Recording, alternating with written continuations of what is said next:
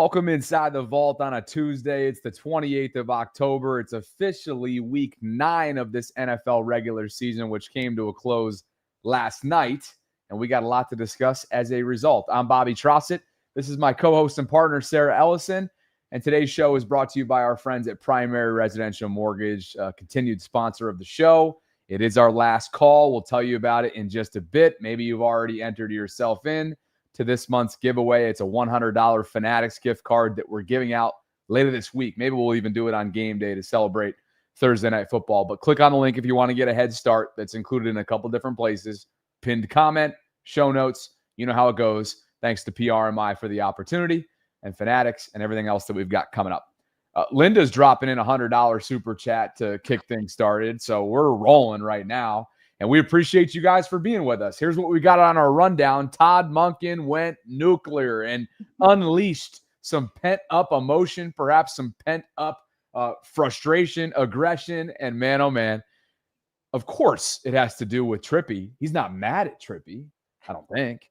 Trippy actually is DMing me right now, giving me some much-needed context that we'll cut to in just a bit. But Todd Monkin, Sarah, had a few things to maybe get off his chest, and he did so with fans, as he always does. He's so interactive. He's hysterical. He calls a spade, and we're going to have that video for you coming up in just a bit. And, yes, it will be censored. Zach Orr is being – they are begging former NFL players, Chris Long and company, begging Zach Orr to not only continue on with the change that he's already made, but sustain that change.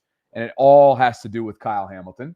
John Harbaugh is, quote, very confident in Lamar Jackson's prediction. We'll tell you what that is coming up for Thursday Night Football and a whole lot more, including Derek Coleman, 12:45, all 22 Ravens film analysis. We're rolling on a Tuesday. Great to see you, Potter. It is so good to see you. We are rolling. No, my heat is not fixed yet, but I've got the gas fireplace on in the background, so that's helping me out here a little bit, man. But yeah, Todd Monkin has stuff to unleash. Linda has a $100 super chat to unleash. There's good vibes that we just will need to unleash. Everything needs to be unleashed today, but let's just cut to this, okay?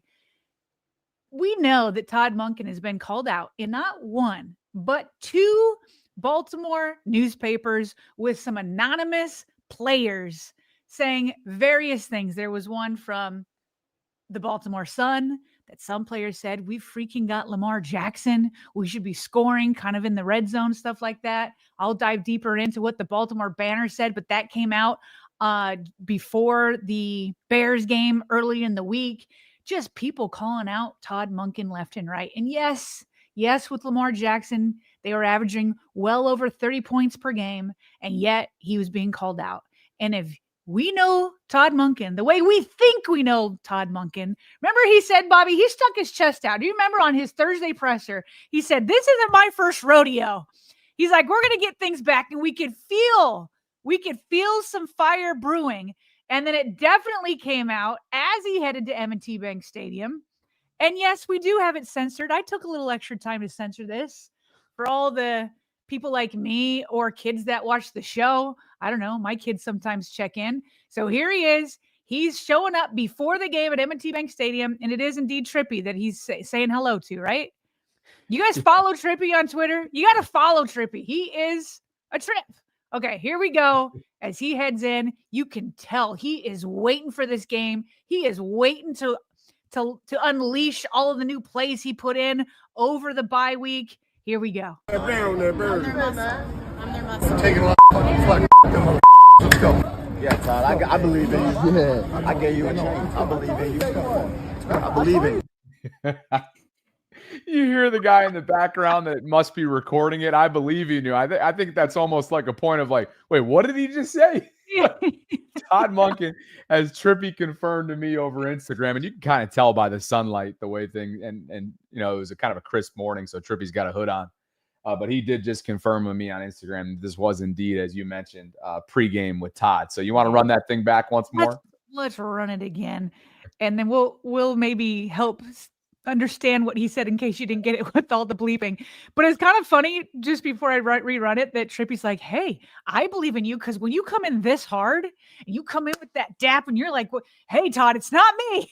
I'm not one of those anonymous players that said something. Here we go again. Go sit that down there, bird. I'm their Taking a lot of fucking flag.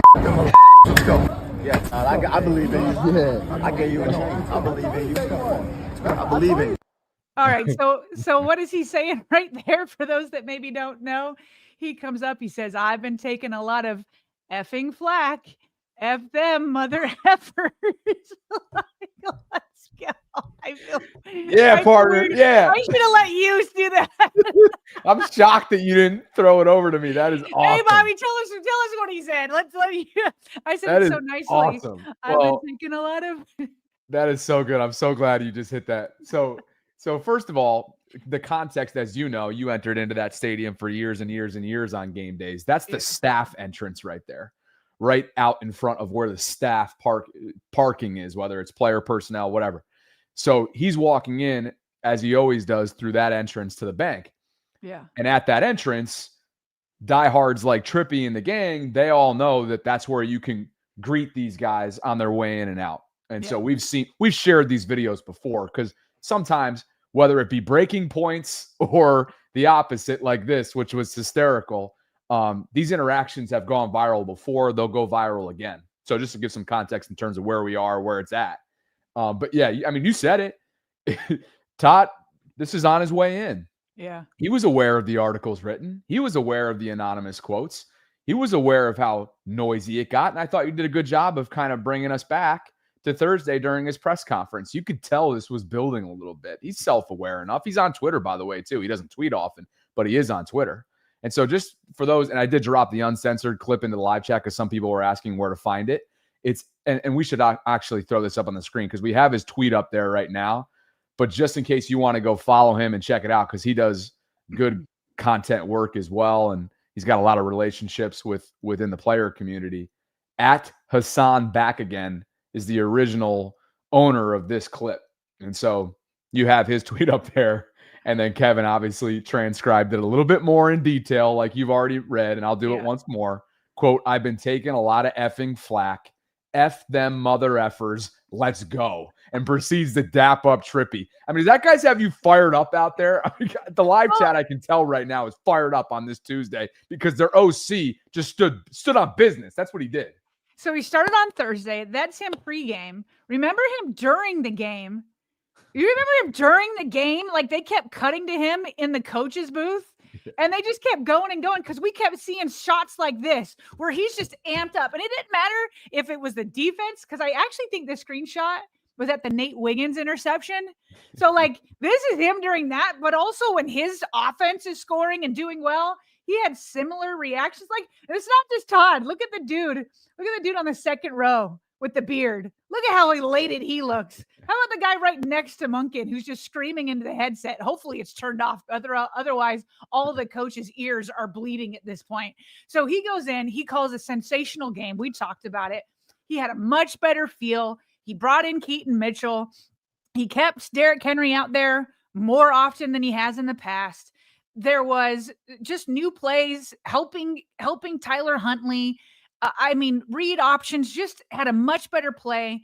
I believe they were 3 of 4 in the red zone. No, it was worse than that. They still have some growing to do there. But anyway, so that's during the game, and it's still not done, because then after the game, that's when actually more fans are there, when they actually leave that player staff entrance and go back to their cars. So here he is again. He's signing autographs, and he sees Trippy again. Mr. Todd! Mr. Monkin!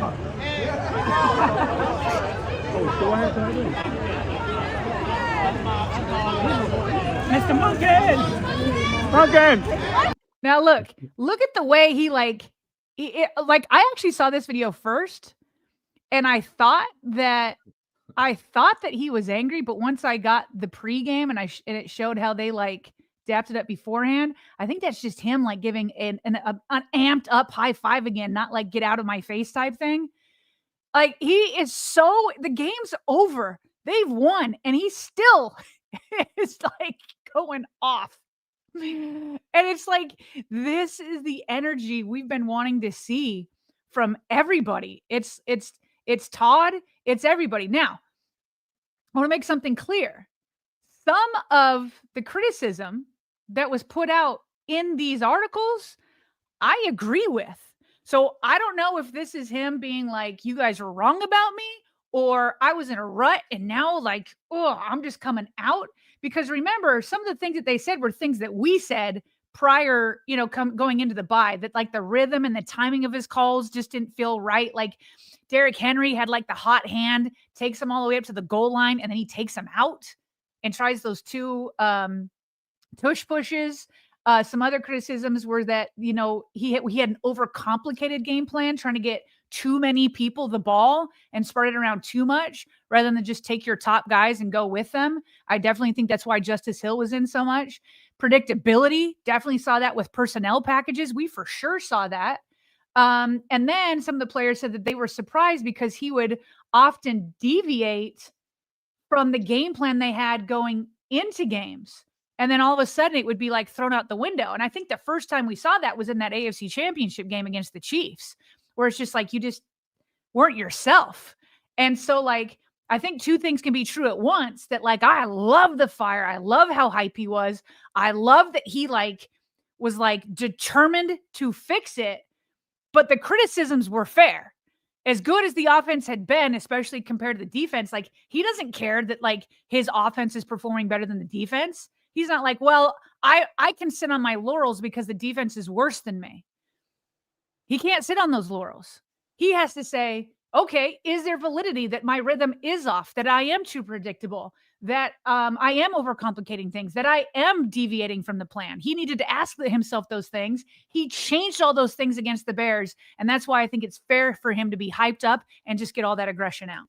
Speaking of predictability, his fullback who made his 2025 season debut spoke on that in his post-media scrum at the win on Sunday. Pat Ricard.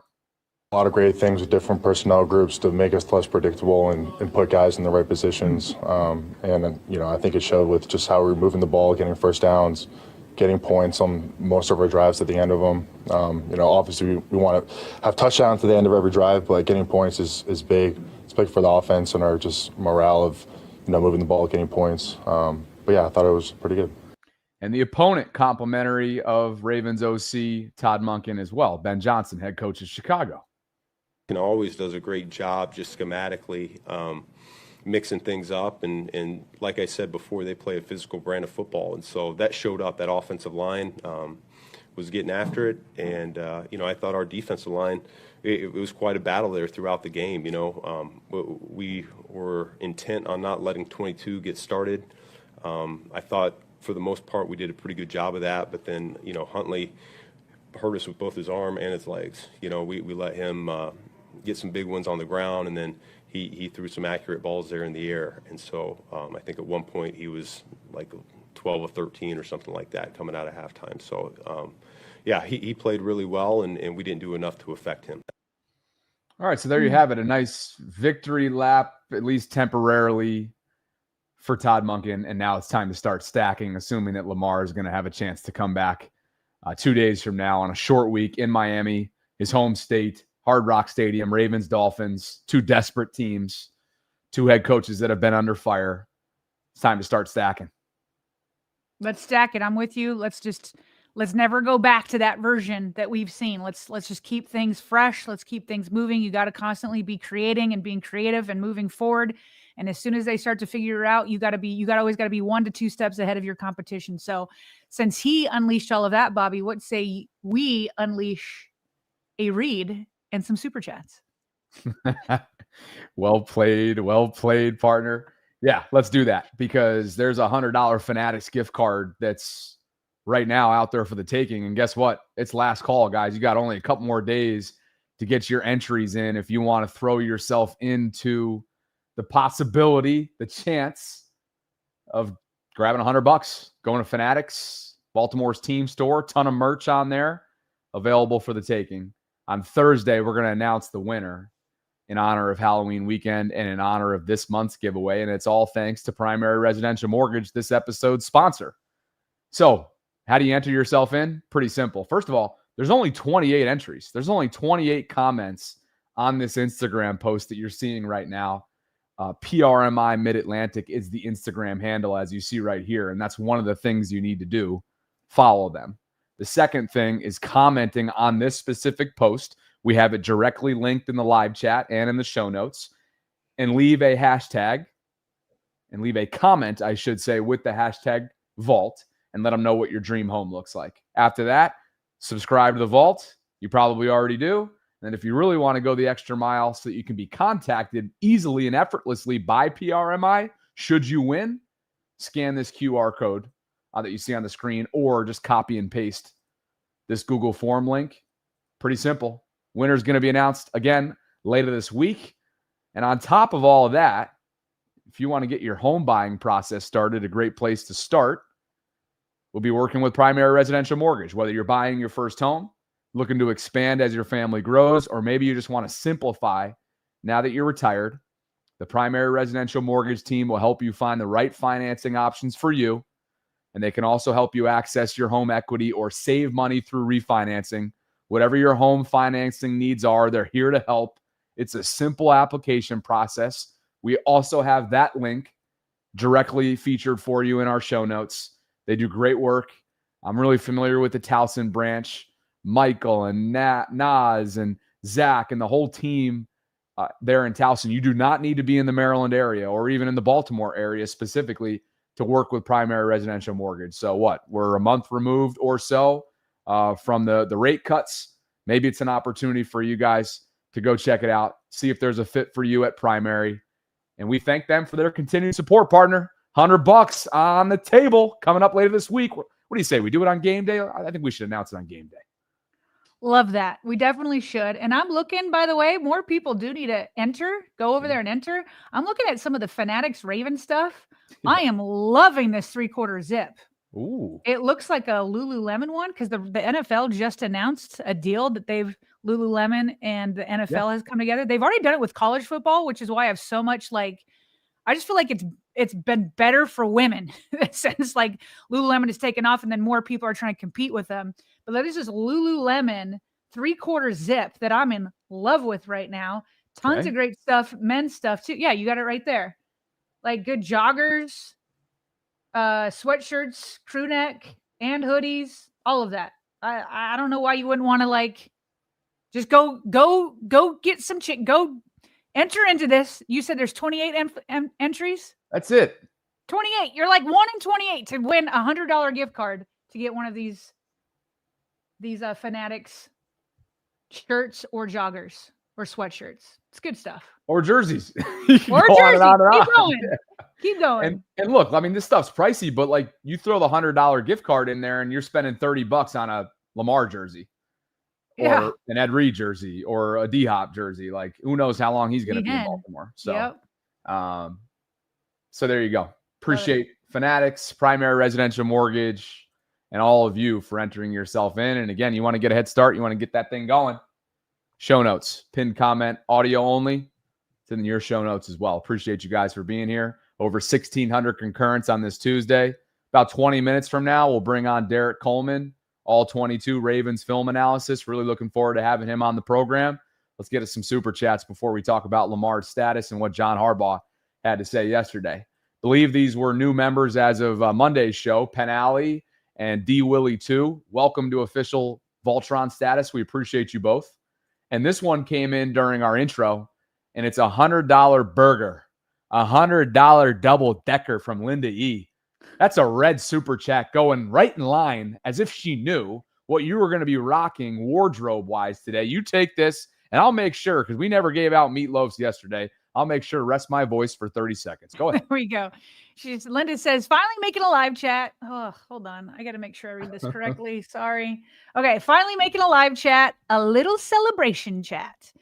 Almost turned the game off when the defense allowed the Bears to march right on down. Glad I didn't. I'm feeling like this is going to be the story of the year, how the Ravens rose from 1-5 to winning it all. Who earlier said that rise from the ashes and have a resurrection? Yes. Wow. Resurrection out of the ashes. Remember that super chat a while ago, a couple days ago? Yes, I do. Okay, you're speaking my language.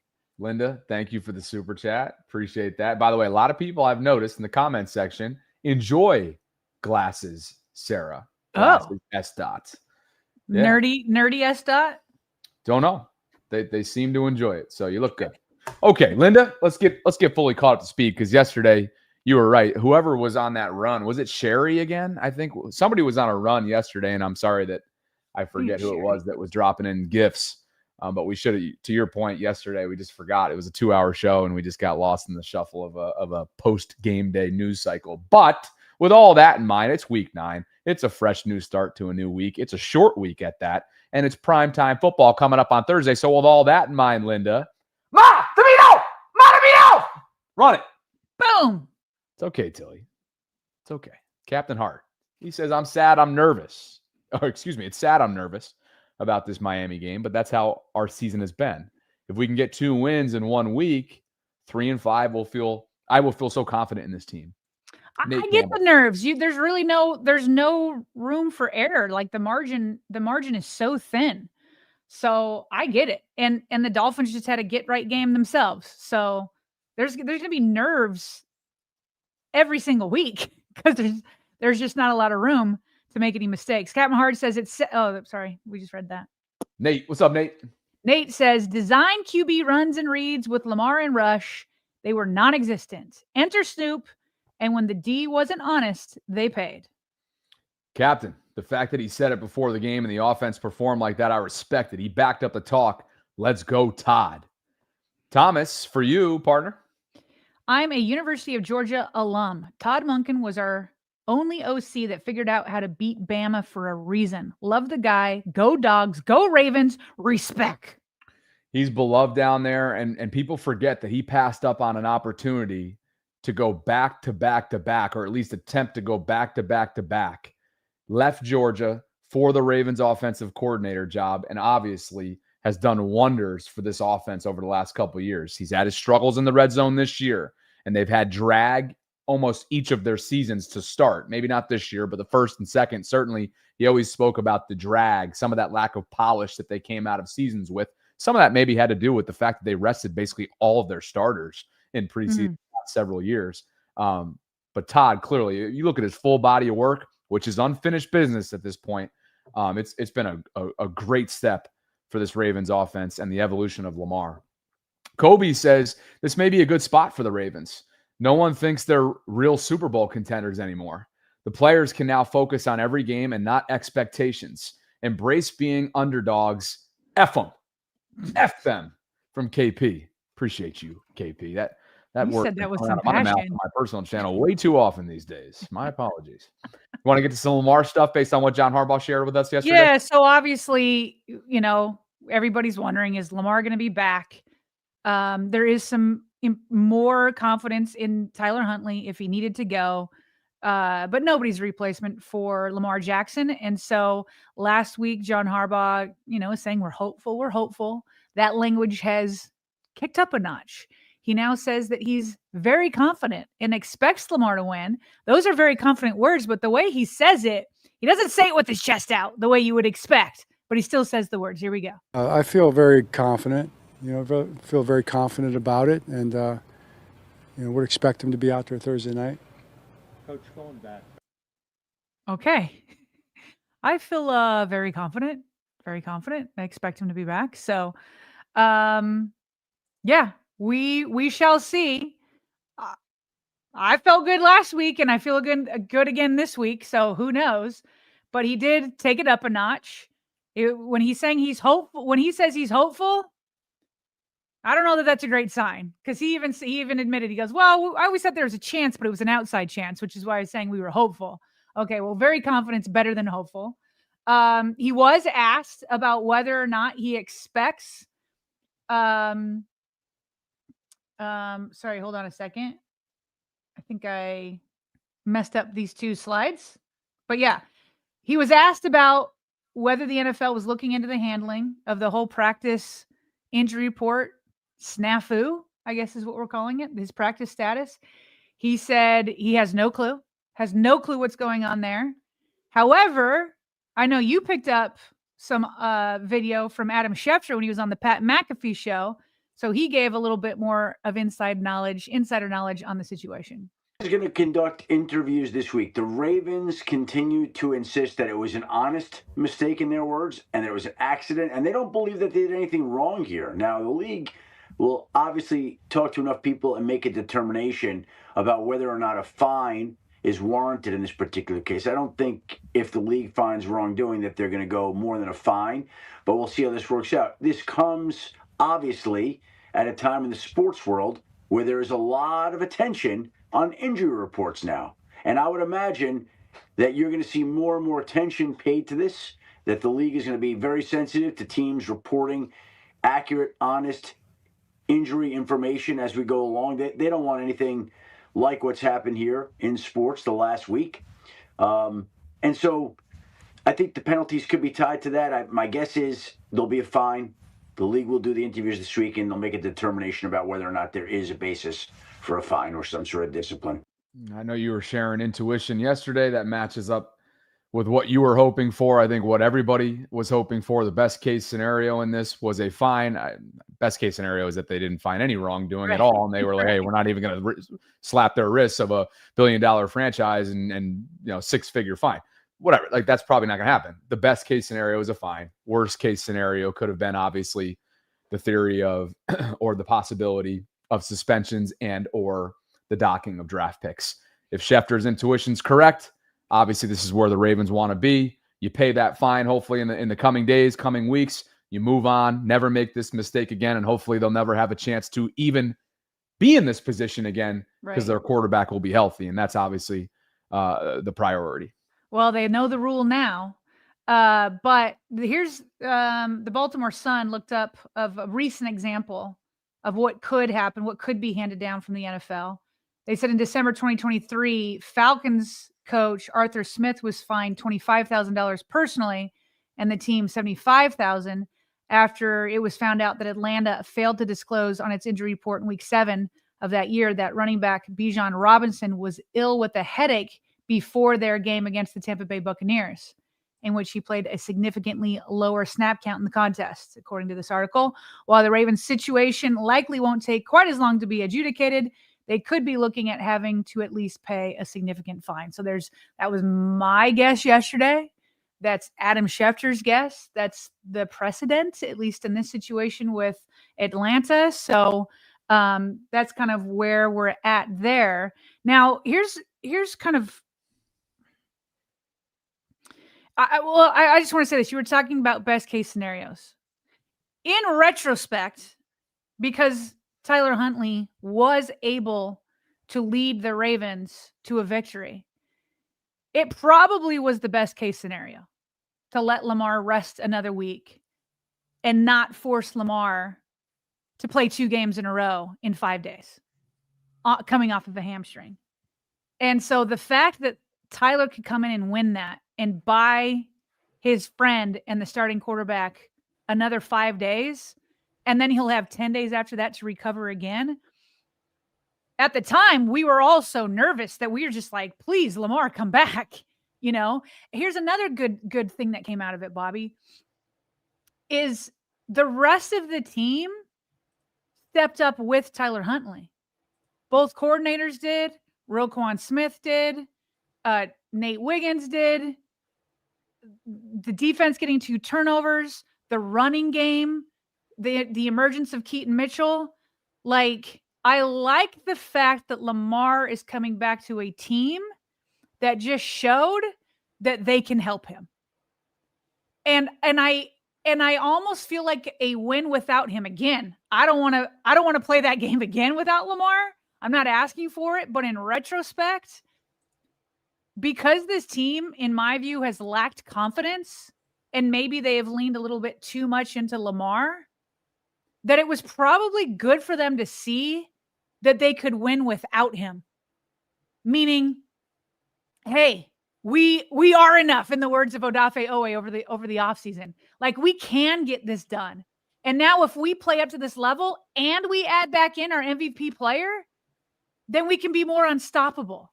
But I like that they were able to finally pull together. And yes, it was against the Bears. I get it.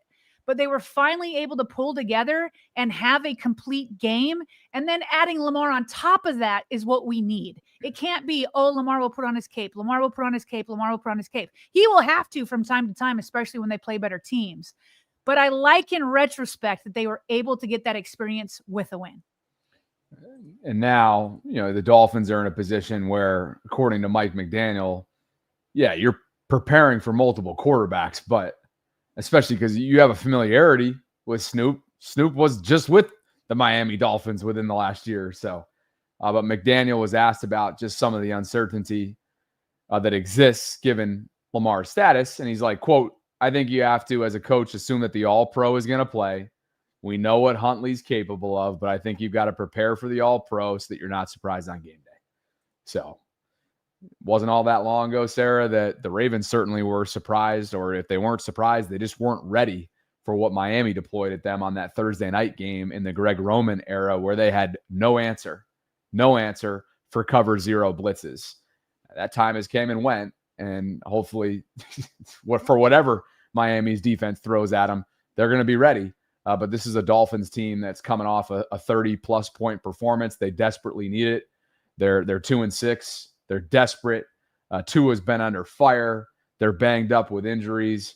And this is a game that you want. This is a game that you want prior to the mini bye. This is a game that you need, obviously, for win-loss record.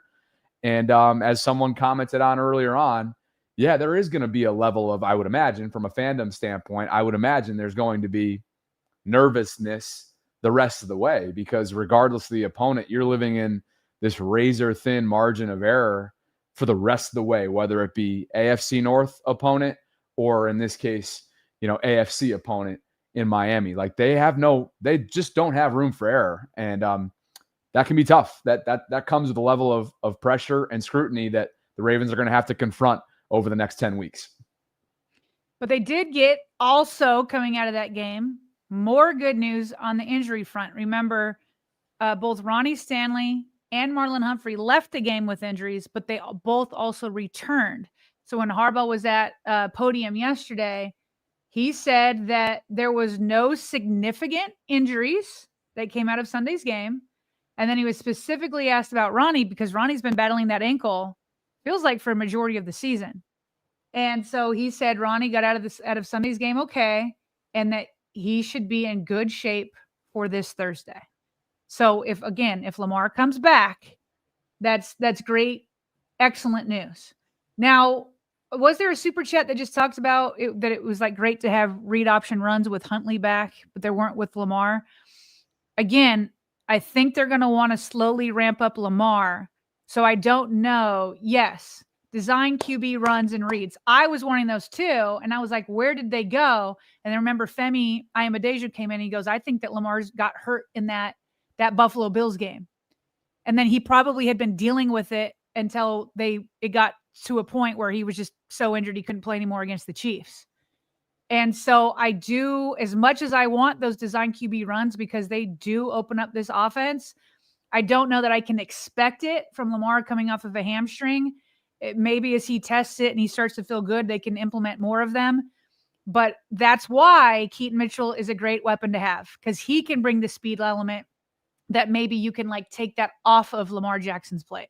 I think what we can expect is that this offense is going to look more formidable moving forward as Pat Ricard starts to maybe earn more and more opportunities within the snap count that he might be living in. I'm just guessing that he's on a snap count because of, one, having not practiced. There was a gap from mid-August up until a month ago, 3 weeks ago, 3 weeks ago. So you want to be careful with that. He's been really, really upfront in his media availabilities within the last couple of days, Sarah, of how gut-wrenching it was to have had that setback to his calf injury. But he certainly made the most of his 13 snaps. That was 23% of the share. He said, literally, to use those words, as Jeff transcribed here on X, it was gut-wrenching, missing so much time. And it was gut-wrenching for all of us to watch the Baltimore Ravens not be able to consistently run the football. He also had this to say about his run-in with number 53, a Bears linebacker who he put in the dirt. On his back. How much of that will mean? That was worth everything right there. Through all my rehab and everything, and to finally play and to get that hit, and it felt really good, and I had to let him know. I had to let him know. Okay, can you let him know? TJ Edwards. I want to see that again real quick. Sorry. Run it back. TJ Edwards is the Bears linebacker who we put in the dirt here. Watch 42. He is on his butt. Yep. Oh, I could watch that 20 times over. Watch Move, Mr. sit Pancake. down. Yep. Oh, from that angle. Look that out. angle's even better. Look out. Here he comes through the gap, right? Watch out, 42. He's back. Guy hasn't played since January, regular season football since January. And what does he do with one of his 13 snaps? Lays the guy out, puts him in the turf. That's how 42 plays football. Ravens offense needs him, desperately needs him. You had to let him know. You heard the end of that. Yeah, I had to let him know, and it was worth it. See, it's interesting. So the official game book is saying 14 snaps, 23% of offensive snaps. So, yeah, I don't know. Sometimes they tweak those, but they call him Pancake Pat for a reason. I will say this: prior to him returning, there was some Twitter chatter saying that he wasn't playing because he was unhappy of like that he had to take a pay cut or something like that. I just have a hard time getting. Huh? That was Spencer Schultz. Oh, is that Spenny? I love Spenny. I think he does great film breakdowns, but I just can't get on board when people attribute too quickly that the team is full of quitters. Like if he didn't want to take a pay cut, he wouldn't have done it. Like he could have been cut or something like that. Like fine. But same thing when they attribute it to Lamar. It's like, why do you guys believe that you have a team full of quitters and that they would leave like their teammates, say like Derek Henry out there alone as he goes through like his fumbling spree and then he's having a hard time going and that Pat just sits there and watches it and is like, yep, oh well, that's my teammate struggling. I'm not going to go out there because I'm upset. And when reality is looking you in the eye, that like he said it right there, it was gut wrenching. That like nobody wants to sit back and watch your team lose when you have Super Bowl hopes. He knows that long term he makes more money if his team is successful, whether he makes it with the Ravens or elsewhere. I just feel like some are too quick to attribute pettiness and quitters to this roster. So just so we're being thorough here and what Spencer tweeted in recent days, he was going back and forth with a follow named Taylor. Yeah. And Taylor said, explain to me why John also didn't know Pat's status when he missed the first 6 games, yet never was on his reserve, and explain why Pat had 2 full practices before the Rams game and still didn't play. And Spenny wrote, because Ricard has been cleared to play for weeks and didn't want to play because he's mad he took a pay cut. He then follows up in that thread and says that's what the word on the street is. Can, of course, say that he disagrees about the injury and didn't feel right. So just so we're being specific in terms of how that came to light, that was through Spenny's context. Got plenty of them within the organization. And meanwhile, is Jeff Zrebeck during all that was reporting that he had a setback. You know what I mean? And again, these muscle injuries, it's the same thing as it's like, he may have been cleared to play. Lamar was cleared to return. And so everybody returned to practice, that is. And so everybody starts to say, oh, he's just like trying to get back at the team or whatever, because there hasn't been a change at the offensive line. I fully believe that if Lamar Jackson went to John Harbaugh and Todd Monkin and said, hey, I want Ben Cleveland in, not Daniel Fa'alele, I think they would listen. But Lamar's been on the record. He's come to Fa'alele's defense for sure one time. I remember him being very effusive about it. And so no, what happened is Lamar got with the trainers and they both felt like it would be not a good idea after 4 weeks off that we don't play 2 games in 5 days. And so with Pat Ricard, he has a calf injury. Setbacks happen. They didn't anticipate a setback. John Harbaugh and company thought he'd be back sooner. He thought he'd be back sooner. It was gut-wrenching for him to sit here and watch his teammates like Derek Henry struggle. And I just feel like the evidence is staring you in the eye. Like it's being reported. Jeff Zrebeck is telling you. Like they're all telling you. He's telling you it was gut-wrenching. He had an injury and then he had a setback. That happens in football. It happens, especially with these soft tissue injuries. You know what's interesting? Aside from the fully guaranteed Deshaun Watson mirrored deal, the organization's pretty much given Lamar everything he's ever wanted throughout this entire process.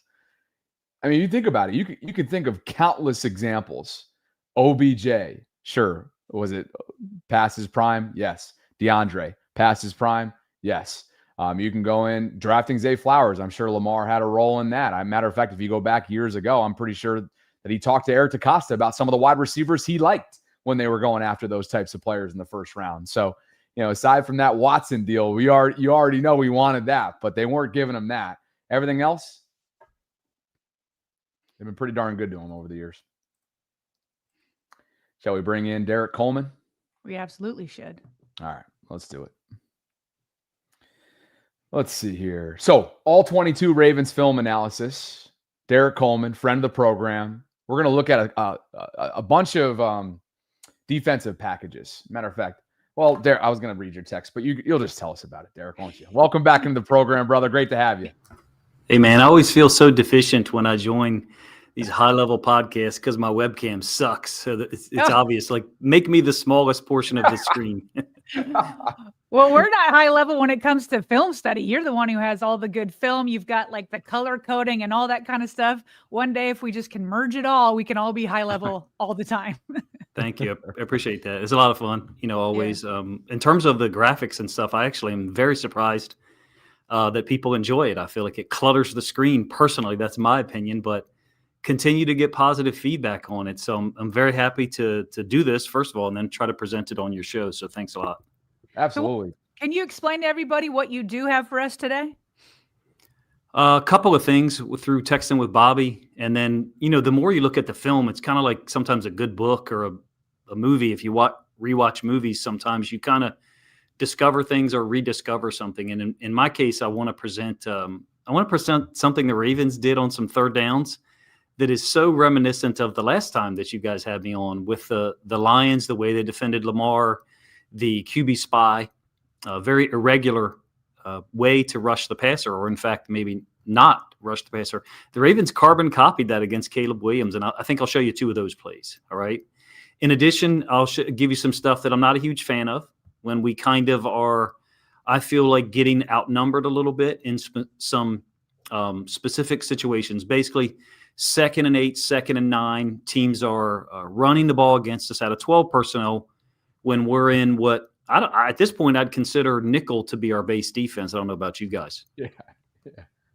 How can it not, right? I mean, just the other day I saw this statistic, and we actually have a slide on it right now. Kyle Hamilton aligned in the box on 61.3% of his defensive snaps. That's the highest rate in the game since week 8 of 2022. We're going to have a whole topic on Kyle coming up in just a bit. Obviously, all of this stems from the much-needed change. Sarah and I talked about it the other day.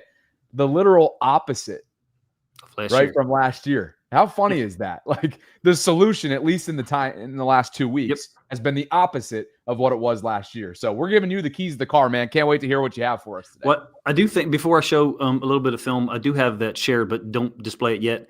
I do think we're playing a better brand of defense, and I feel comfortable saying that. I know that a lot of other people would, it become conditioned as Ravens fans to be pessimistic and negative, myself included, in 2025. But we've allowed 33 points in the last 8 quarters.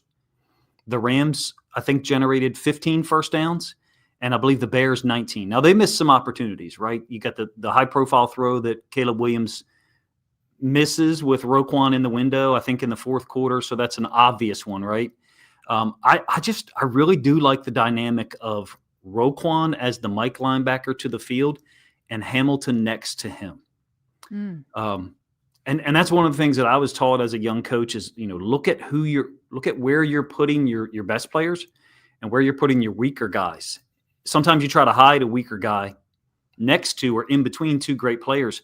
And in this case, if we've got a healthy version of Roquan and Hamilton, who's the nickel, they're playing next to each other to the field. And I think that's a real interesting dynamic. I want to see what that looks like moving forward. Do you guys have cautious optimism? Because I do. I do. I still would like to see one more trade along the defensive line because I get a little bit nervous about manufacturing pressure with Kyle Hamilton for so long. Like, you at some point have to create some sort of pressure with a 4-man rush. So over the next 6 games, I feel pretty confident. But if the Ravens do go on a run and were to go to the playoffs, I would get nervous again. Absolutely. Yeah, the higher level quarterback / offensive coordinator duos that we see, of course, they would, more efficiently, more consistently maybe take advantage of some of the stuff we're doing. I felt like Ben Johnson did a really nice job on third downs against us. I'm not necessarily going to present those today, but I like the energy and the range and the awareness when Roquan and Hamilton are next to each other. Anyway, Bobby, I've got the video shared if you want to fire it up. Love it. Let's do it. And you set me up to talk about nickel there, and I went you down the dime route. So sorry about that. But no, we're actually in it right here.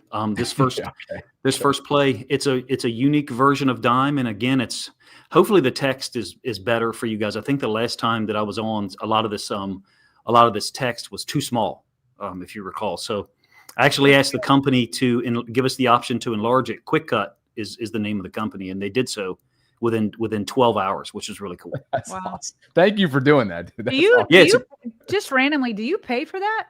Like, is it like a monthly fee or? Yeah, Quick Cuts. It's way cheaper than Huddle, which is what a lot of high schools use. The colleges don't. They have their own system. Maybe some small colleges do. Maybe some NAIA stuff. But I pay a yearly fee for Quick Cut and to be able to put the film on there. I think it's 150 hours of storage is what you get. Wow.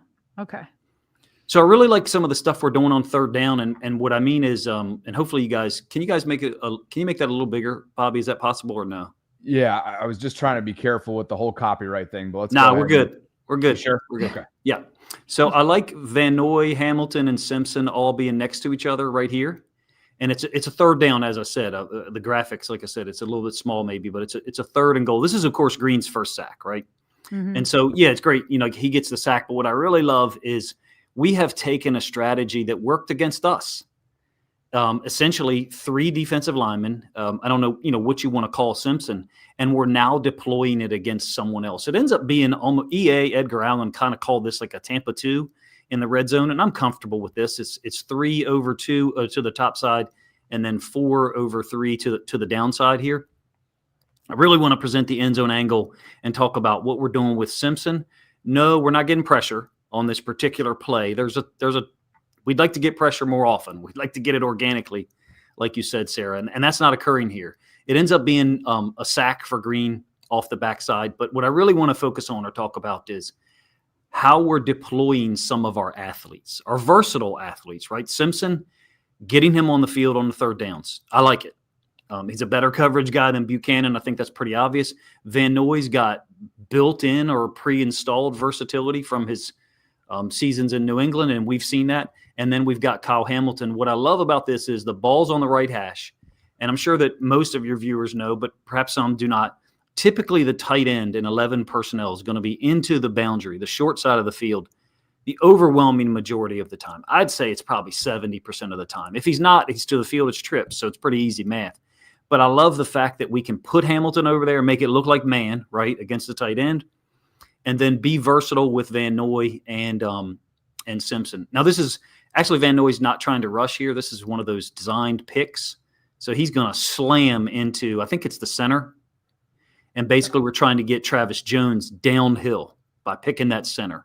That's not really the whole point of this breakdown, but what it is I think that we've got some evidence here that our coaching staff is stepping outside of maybe things they planned before the 2025 season started. They saw something work against an athletic quarterback. Unfortunately, our athletic quarterback right in week 3, they stole this from the Lions is my point. This is carbon copy look at the last time I was on the show. So, forgive me for talking about the same thing. And it benefited us. We're able to hold them to a field goal. We're playing zone behind this. Again, EA called it a Tampa 2.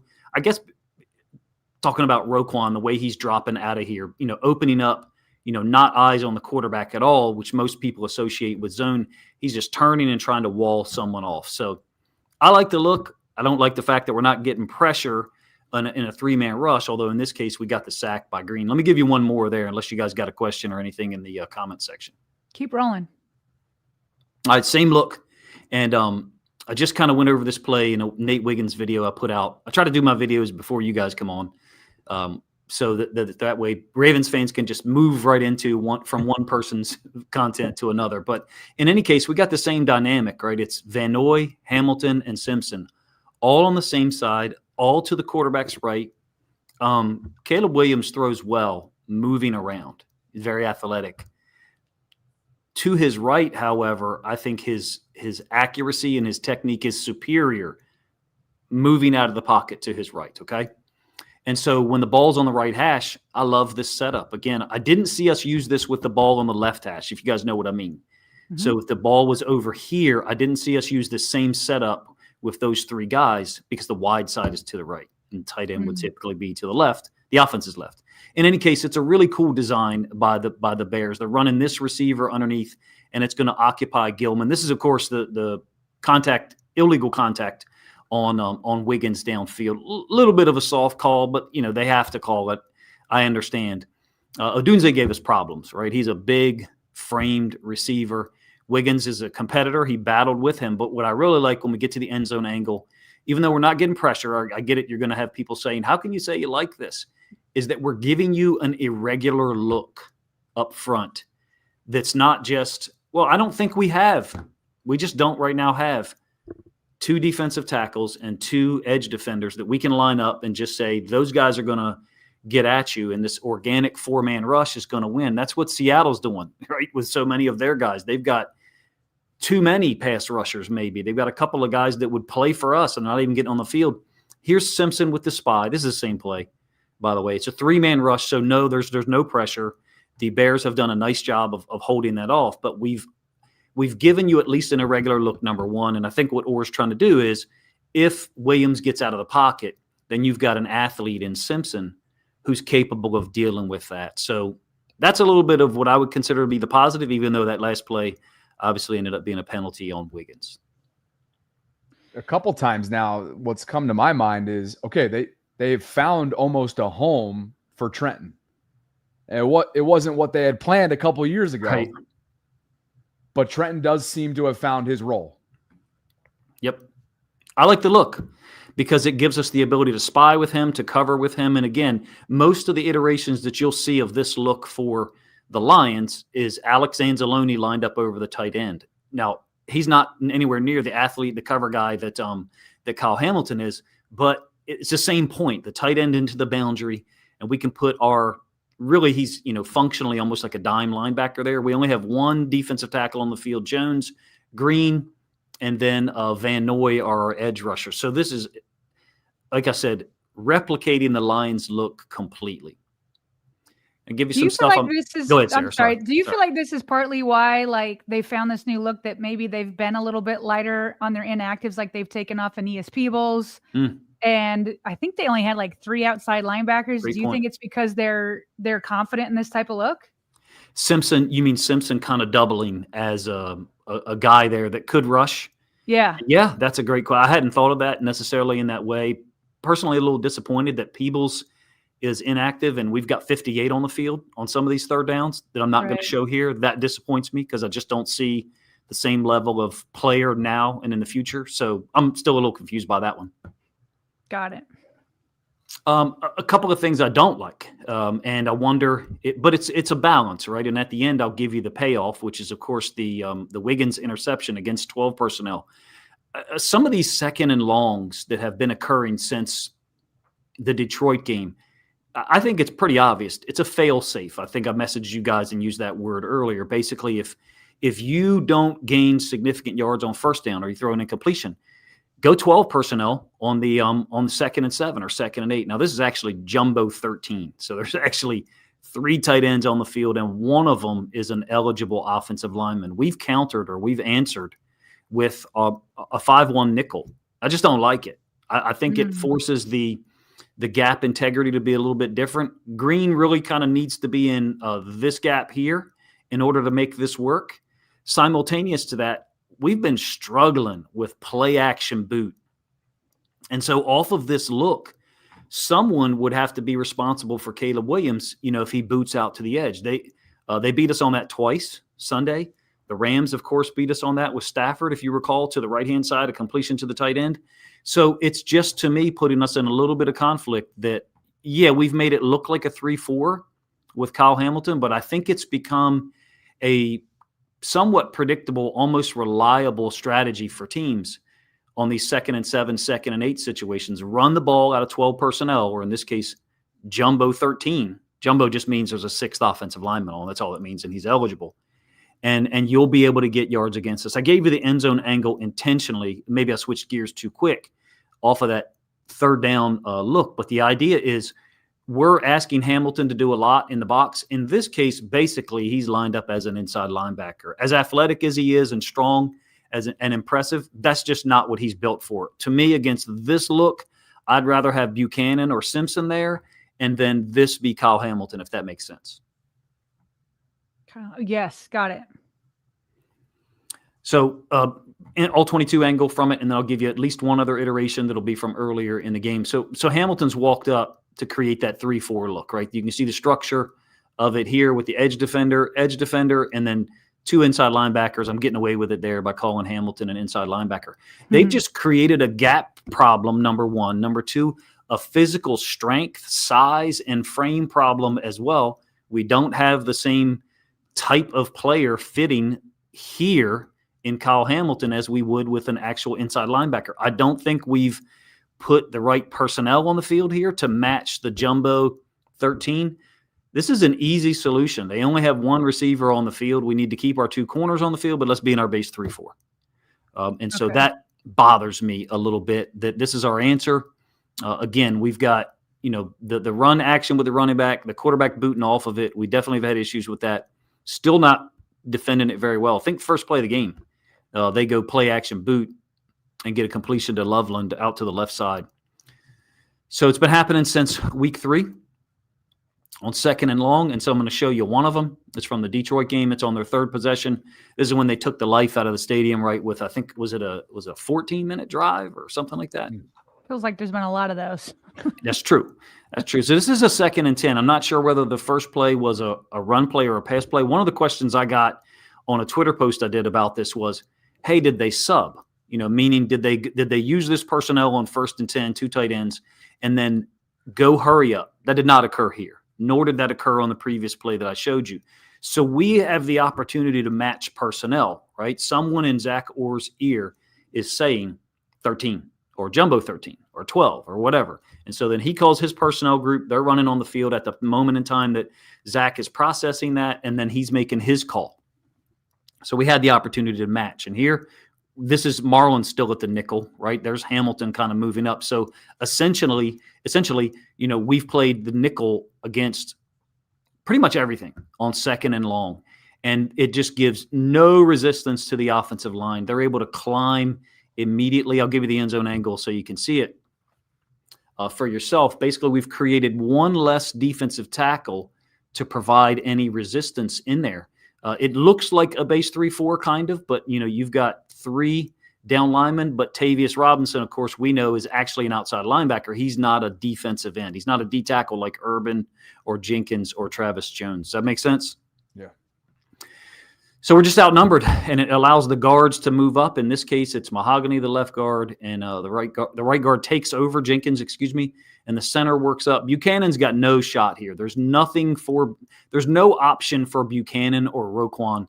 These offensive linemen are moving up way too quickly for us to do anything. It's not good, obviously, that Urban gets reached here so easily, but I think the damage is really done on these pre-snap.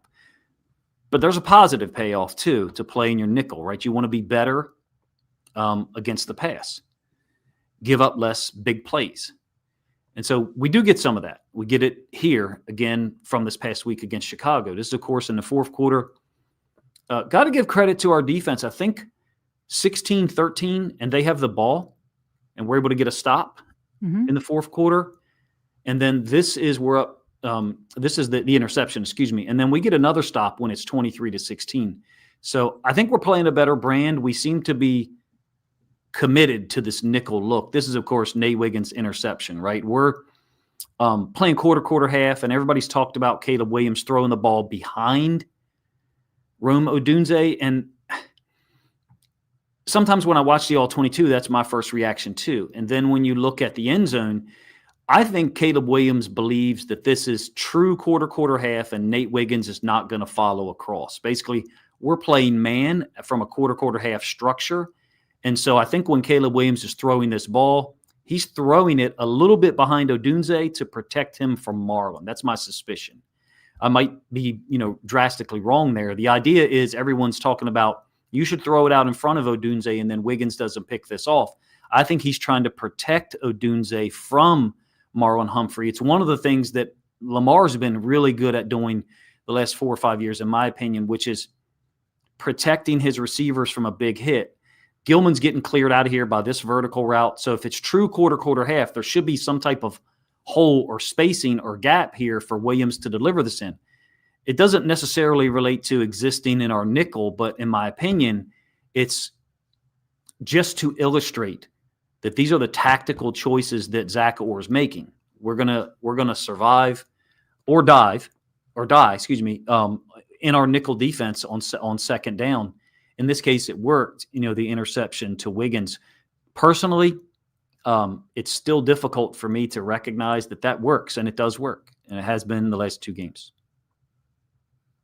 So just to make sure, because I'm obviously not up to the film buff status that you're at. So if Sorry if I talk too fast. No, you didn't. I think I got it. You tell me if I got this right.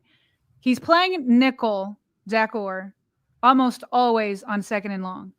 And It worked, like in this case, when they came out in 12. But on that jumbo 13, they're getting killed. Oh, yeah. And yeah, so we didn't you want match. to, So you want to see in those jumbo 13 a base 3-4. Yeah, some kind of way to actually match the size, strength, and run blocking ability of what's being presented. I guess we'll do it this way. What if they went with 7 offensive linemen? Would you still match with – if I was in the room with Zach Orr, that'd be my question. At what point, where's the threshold at which you are going to match, even though it's second and long? And I think I maybe briefly spoke about it, and then I'm sorry, I think I interrupted you. If they go 12, to me, it actually makes it a bigger challenge because now there's 2 receivers on the field. Jumbo 13 to me is like an easy math equation. The math is pretty easy. 4 + 3 = 7. Let's roll. But or 3 + 4, 7-man front for us. 12 personnel makes it more difficult, and I think that's where I would look for that as a fan. In games, 2nd and 7, 2nd and 8, they go 12 personnel. What are we in? I don't know where your eyes go. Mine immediately go to, do I see a nickel, Kyle Hamilton? Really easy to pick him up visually, right? Versus, do I see a 7-man front? Right. So who specifically would you like to see come off and then come on to take his place? When a team doesn't sub, you're not supposed to be able to sub. So if they're in 12 on 1st and 10, and let's say they throw an incomplete pass, you wouldn't expect them to go no huddle. So we will have an opportunity to sub most of the time. But if they run the ball and it's 2nd and 8, they may go hurry up, right? And I think it did seem to me that when Roquan was out, teams wanted to go hurry up more often. I believe the Texans did it and the Rams in the 3rd quarter. Roquan was disconnected. The Rams maybe didn't know going in that Kyle was going to be moved up part of the front 6 or front 7. So I think Kyle, when Roquan was out, was a huge part of the communication and coordination up front.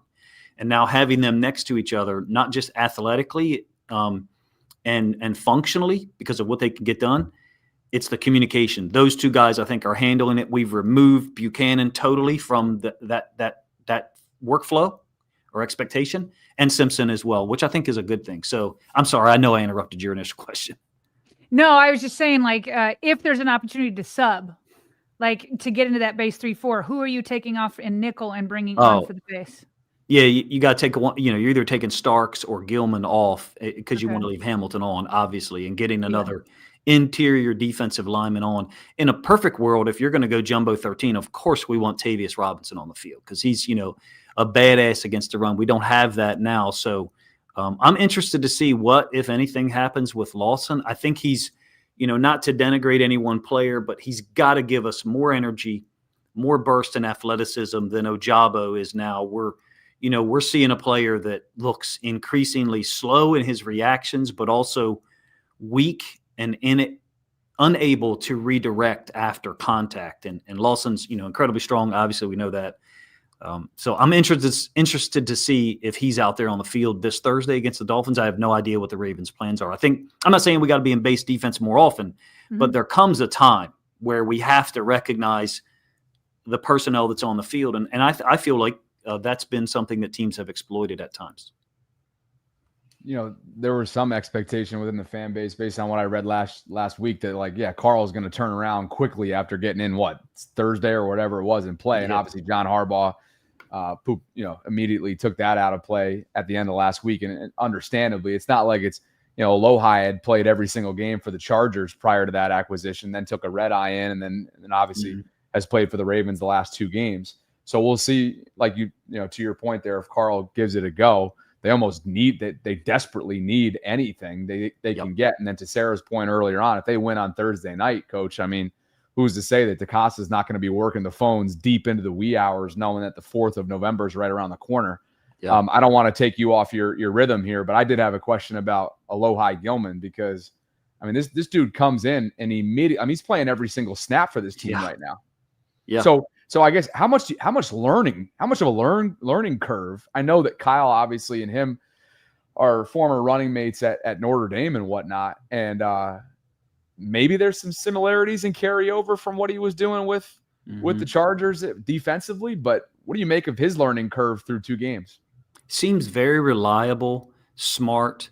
There definitely seems to be, I would say, more overriding consistencies between the Ravens defense, the Chargers, what was played at Michigan under McDonald, and then Minter, who, of course, went to the Chargers and he's the DC now. Drastically different at Michigan now because they got Wink Martindale, right? So totally different structure and expectation. And Seattle, too. I'm fortunate I get to watch 2 of those teams. There's a lot of similarities in the way they do things. We've become a little bit different. I like the Gilman acquisition a lot. To me, it allowed us to move Hamilton forward. So kind of back to Sarah's question, who do you take off if you were to go base defense? I don't know. If it were me, just based on the film that I watch, I'd take Starks off, and Hamilton and Gilman would be my 2 safeties. But Starks is quick. I thought he showed, a little bit more ability to cover people in this game against the Bears. I think if you look at, our structure, it's going to be one of those 2 guys that comes off the field if we go in our base defense. You can't take Kyle Hamilton off, right? Never. No. What else you got? These are some of my favorite situations to now try to break down is how teams match personnel. And Seattle does the same thing. Seattle bases out of their nickel. That's the only plays that I had queued up. Sorry, Bobby. Yeah, that's what I figured. No, it's all Seattle good. does the same thing. And it came back to bite them in 2024. They had a lot of trouble defending the run out of their nickel. And that's one of the reasons why they went out and got Ernest Jones the 4th. And they're not having the same issue now. They're very, dominant against the run, and even I think leading or number 3 in the league in sacks. So it's worked out for them. And so we're trying to kind of follow the same structure. Hamilton, I would refer to him as a nickel Sam, a Sam linebacker in a 4-3, either walks up on the line or plays back as an inside linebacker. And, that's what a lot of people refer to their nickel in college is a nickel Sam. And I just wouldn't want him to be an inside linebacker in our 3-4 like that jumbo 13 play that I showed you. I don't think that works out in our favor. We got to match numbers a little bit better in those 2nd and longs. Coach, you're the man. We played a snippet from your analysis of Keaton Mitchell yesterday. We got a good kick out of that one. Oh, which one? I can only imagine. Coaching malpractice, not bringing Keaton in earlier. I think a lot of people are on the same page with you on that, though. Yeah, I mean, it's just – not to be disrespectful towards Ali or even Justice Hill. Neither one of those guys offers the one play ability. Sometimes Keaton Mitchell in 2023, it felt like playing Madden or NCAA football on rookie mode. I could just give this guy the ball 5 times. He's going to score on one of these 5 plays. And we don't have that ability right now. You go back to some of the games we played this year, the Lions and the Bills. If Keaton Mitchell pops an 80-yarder, totally changes the dynamic of both of those games. Our margin for error is too small to be leaving a talent like that, in street clothes on the sideline. So, yeah, I think it was malpractice, and I feel comfortable saying it. There he is. They got him on their game day thread graphic, Coach. So hopefully that's a sign of things to come for just his like involvement. That. Inactive the first 4 weeks, and then now he's there as the cover for what we're going to be wearing on Thursday. So it's frustrating.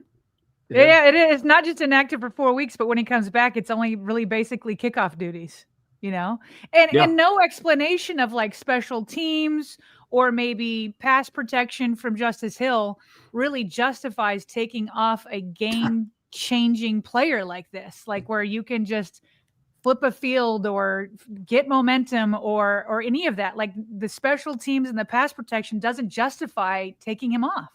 I mentioned it in one of my videos I did. Actually, I did a Keaton Mitchell video last night. Like, I do think it's very interesting that there was all this pressure on Monkin last week, and then we suddenly see Keaton Mitchell getting the football, even in a one-score game.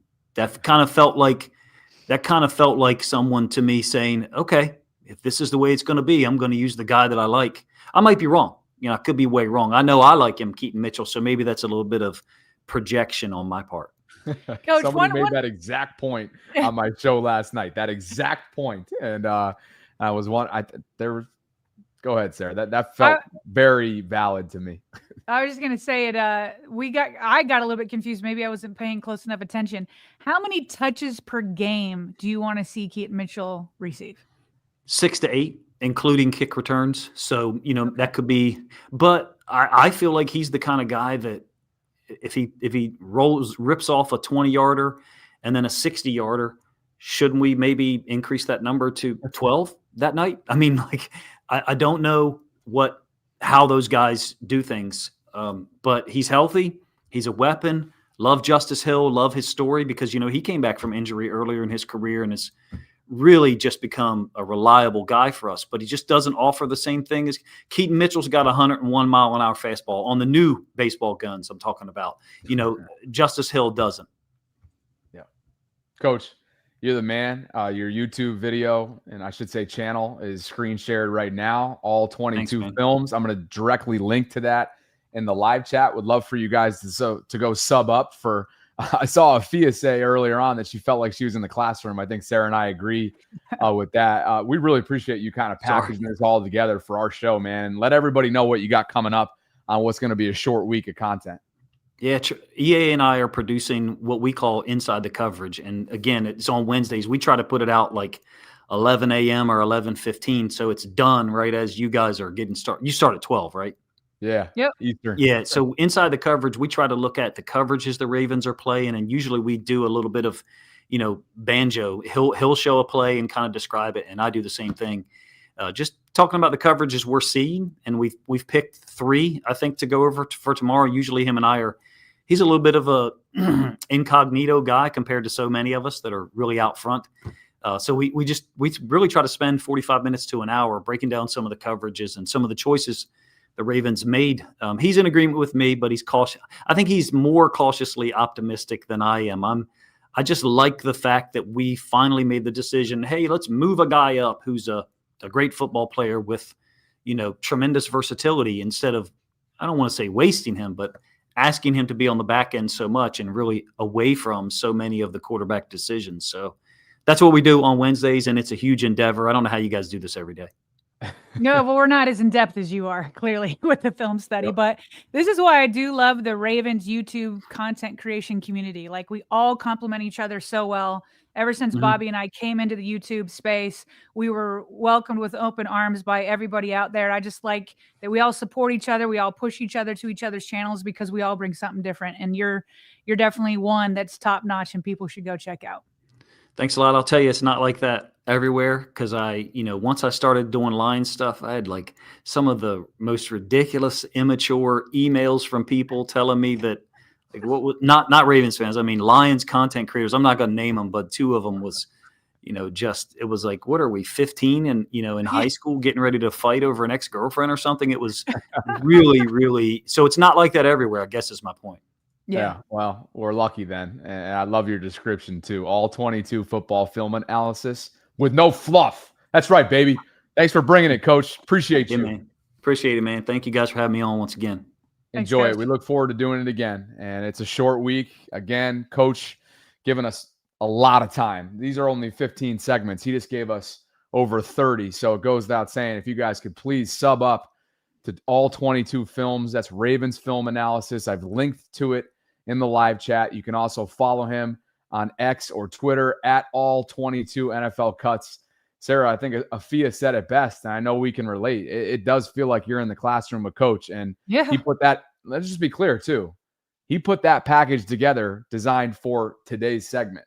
So while that's, I'm sure, an extension of what he does routinely, week to week, day to day on his channel, that was specifically for the Vault. So we really appreciate him. I learned a lot there. Yeah, and just to like the point of like the community, like Huddle It Up Films, Jason is in the chat right now. And you can say that they're more direct competition because they both do film, but they're doing it every week on different stuff. Like when he texted us and told us what he was going to focus on, I was like, oh, I didn't even think of that, you know? And so like Cole could be focusing on the offensive line, coach, you know, like right here, focusing on the second and longs. Huddle It Up Films could be something completely different. And that's why I like when we reach out to them, we're saying, hey, you get the keys to the car. You tell us what you want to look at based off of the film that you're watching. So, I mean, everybody just brings a different flavor. And I just love that Jason's in here being like, yeah, he's great. This is all great. The nitty gritty, the terminology, the nuance that he spends hours, I'm sure, getting down to a science for us and for everybody that's a part of his channel is so educational.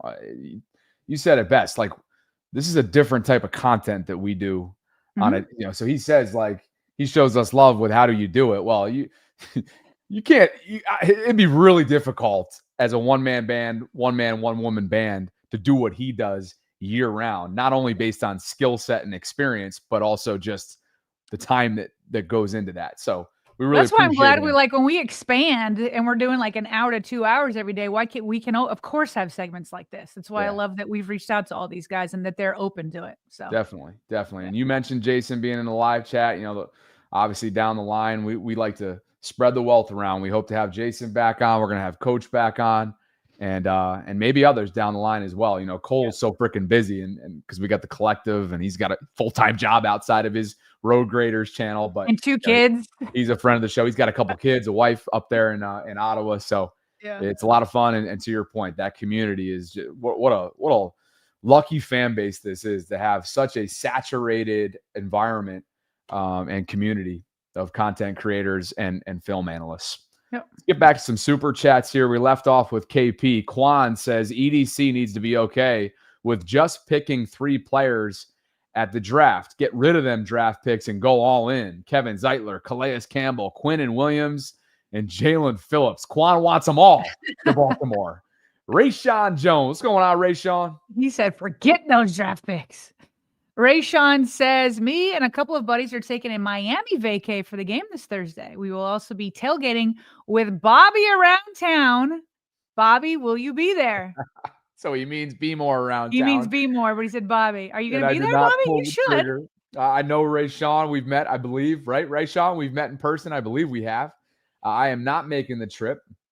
Between logistics and bye week and everything that's gone into the first 8 weeks of the season, it just got lost in the shuffle, unfortunately. So Rayshawn, enjoy it. How far is Miami from you? Sorry to interrupt you. I don't even know. It's not a short car trip. I know that. Let me look it up for you. Miami, St. Pete. Probably at least 4 hours. Oh wow. Okay, that's significant. Kaifi Profin says, I like our chances against Tua. Tua turned the ball over. LFG. That's what Kaifi's calling Tua. We need more turnovers. Tiny Tim Gaming is celebrating 3 months of channel membership with us, partner. Says, what if we ended up running dual quarterback packages? Keep everyone on their heels the rest of the season. A man can dream. Tiny Tim is dreaming. What's this, the Heisman package? Ivory Smith II says, I think activate Lamar as backup, and if Huntley struggles, put him in. This may give Lamar a little more recovery time for the end of season run. Wildlife says, Derek, are you surprised that we cut? Oh, sorry, we didn't see this when Coach was still on. But CJ Gardner-Johnson, you were high on him. So was I. Was he surprised? Don't know because he's not here with us. But thanks, Wildlife. Dream says Kayvon Thibodeau trade buzz is picking up EDC. Yeah, Jordan Schultz, I would think directly from Kayvon's agent, starting to drum up some interest based on the Giants pass rusher and the fact that New York, Sarah, could be in the selling side of things moving forward. Total bummer for Cam Scattaboo, by the way, who brutal ankle. Was it ankle or it was a dislocation? I can't remember the specific injury from this past weekend, but terrible for Cam. I believe his season is over and he's underwent surgery. Dream Sarah's in the house. Sorry, I was trying to look up this Tavon Thibodeau stuff. Another name. Giants. That's nothing other than. Oh, so he doesn't link him to the Ravens. He's just saying. No. He's just getting his name out there. It's okay. It's just Schultz doing what insiders do. All right. Dream says Vikings need a quarterback, and we have Cooper. Take him. Well, yeah, I have a quick. Might as well bring it up. I have a quick hit on this because I have seen people say, trade him on over. Although they still have JJ, right? So there's that, but they'll still need a backup for him. But then also the Ravens are supposed to play the Vikings week 10. In week 10, which is basically 2 weeks from now from this game. So let me pull up. Here it is right here. Here's the news on that. Right there. Vikings placing Carson Wentz on IR. Wentz will undergo season-ending surgery on his left shoulder. Again, on paper, that should help the Ravens' chances as they try to go on a run. Well, I don't know. Carson really struggled for them. Matter of fact, I think that shoulder. I think that shoulder was injured. That shoulder. Well, because of JJ being down, that shoulder had been lingering for weeks. You got to look into some of the reporting on that. Carson was playing with that for weeks. So, yeah.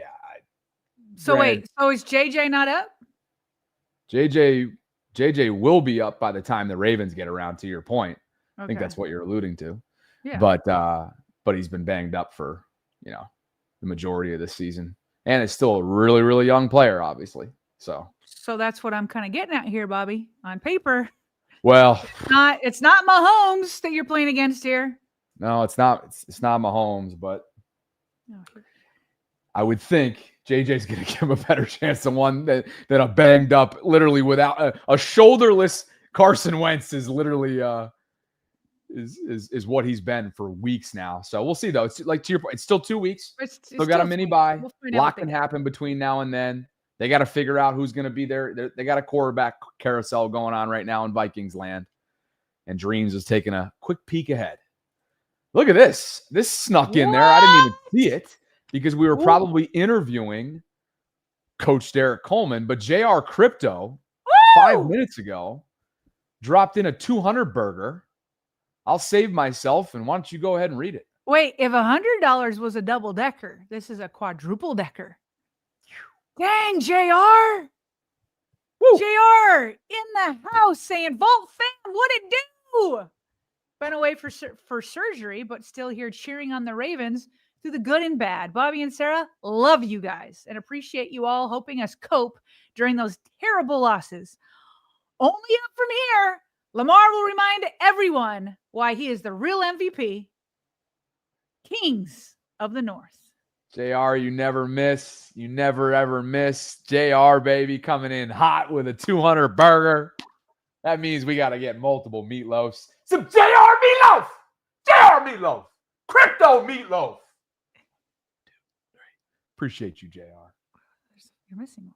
Appreciate you. Aren't you missing one? I put a little extra in it, You said 1, 2, 3. 200 divided by 50 is 4, sir. Arm hand motion. I'm like JR Crypto. What do you want from me? You want more? There's one more is all. That's all. I just want you, like you don't have to, but you counted off to 3, and I'm like, I do. Hey, at this point, we do anything for JR. We'll never forget when JR went off that day in the summer. That was absurd. Yeah. What was it, like 5 different 100 spots, I want to say? Probably. Or was it just a 500 spot? I can't remember, but JR went nuts. And for that, of course. There you go. Thank you. Appreciate it. And that brings us to Isaiah's beautiful defensive breakdown from Coach Derek Coleman, Ravens All-22 film analysis.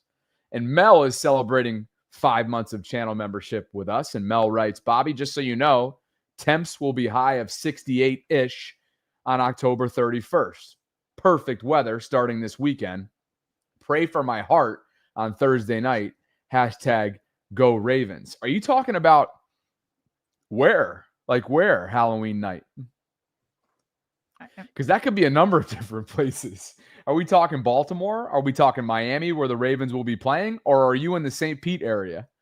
I don't know what it is, but appreciate you, Mel. Thanks for the super chat. And thanks to everybody for being with us today. Over 3,000 in a minute or so. Concurrence and counting. We want to say thanks to Primary Residential Mortgage for the continued support of our program. If you could, on the way in, like the video, subscribe, hit that notification bell, consider becoming a channel member or gift-giving membership. You can visit thevaultpod.com/shop to go check out our apparel line to see if there's anything that might fit you. And a special thanks to Primary Residential Mortgage for our $100 Fanatics giveaway that we're doing this month.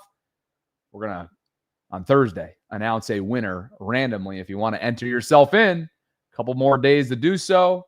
PRMI Mid-Atlantic on Instagram. You can find that link in the live chat, in the pinned comment, or just go right on Instagram and find PRMI Mid-Atlantic. Okay. It's time to, I think we're both excited. For this next one, right? You got us. Yeah, I think we're both excited for this, to be honest with you. I think we're both excited for this segment. Okay, let's do it, shall we? Former NFL player Chris Long got a great freaking podcast. I almost listen to it daily at this point. It's called Green Light, multi-time Super Bowl champion. Love his perspective, particularly as a defensive mind.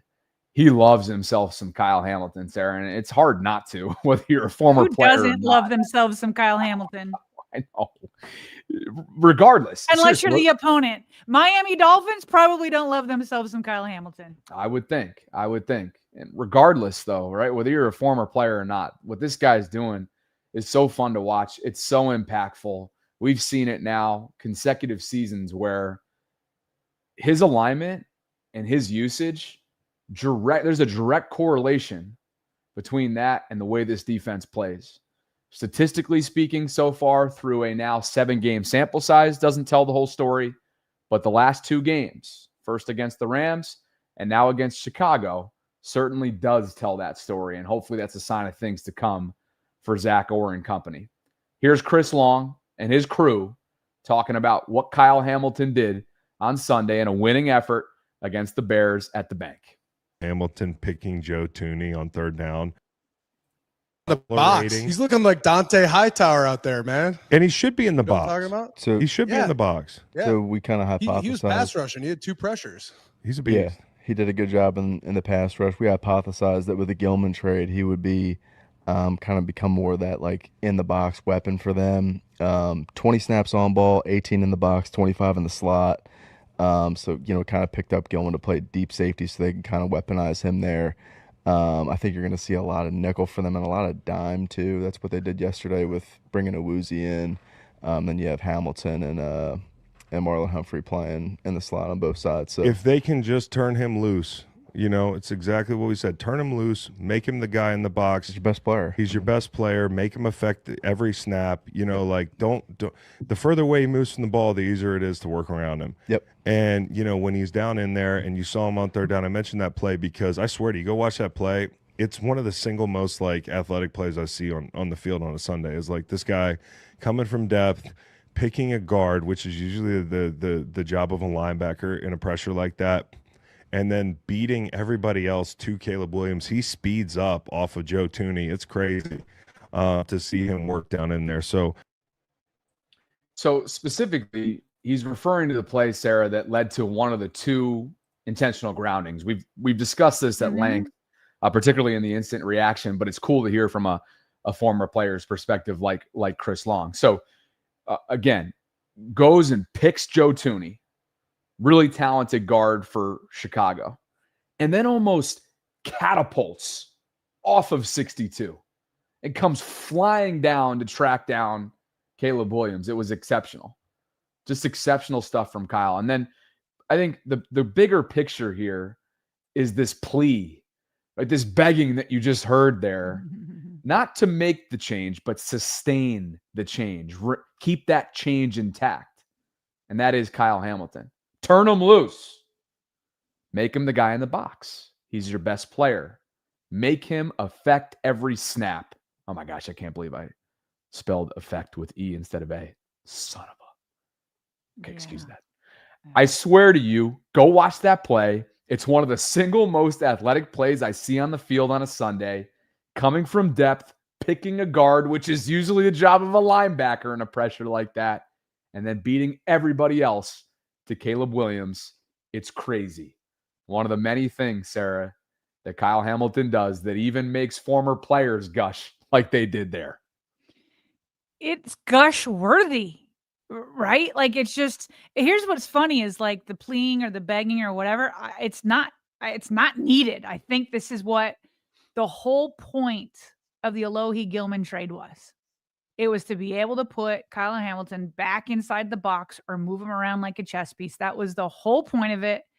You can move this guy around so much. And I just loved watching. We just did a whole segment on the nickel where he was like, hey, they're doing a lot of nickel. And I'm like, yeah, you don't say. We just did a whole segment on that with Coach Coleman.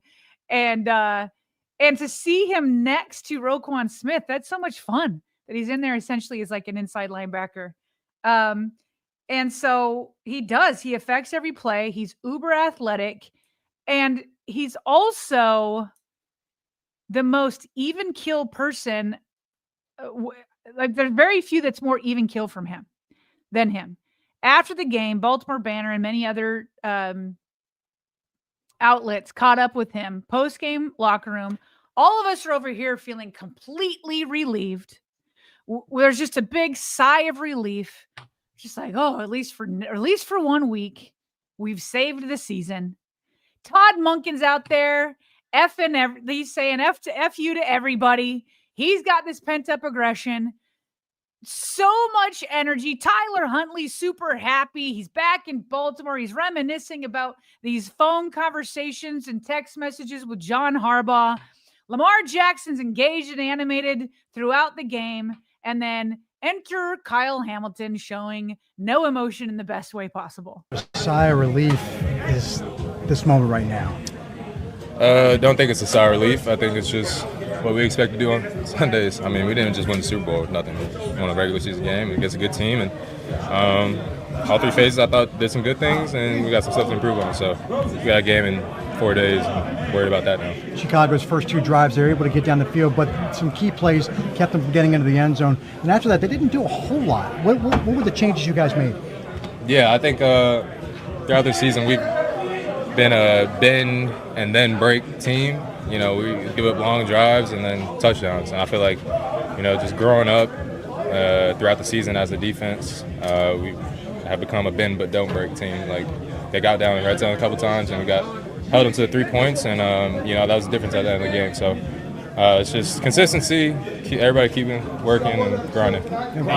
Nate gets his hands on one. Just kind of how good was that to turnovers been something you guys been preaching? Yes, yeah. Shout out Nate. Don't put the camera on him right now. But I mean, we always talk about getting turnovers, and you know, he's got our sole 2 picks this year. I'm trying to match him at some point, but you know, share the wealth, and I'm happy somebody got it, because those are such big momentum shifts in the game, and field position like that. Like, it starts with our punt team down on the ball, back them up, put the pressure on, throw a pick to Nate. So happy for him, happy for our defense, happy for the team. How about Snoop out there leading? That's funny. Yeah, shout out Nate. And he looks over, he's like, but don't put the cameras on Nate right now. That's the risk of doing in locker room interviews and whatnot. But I just love it. Like, this is why it's important to have so many different types of personalities. There's so many different types of leaders.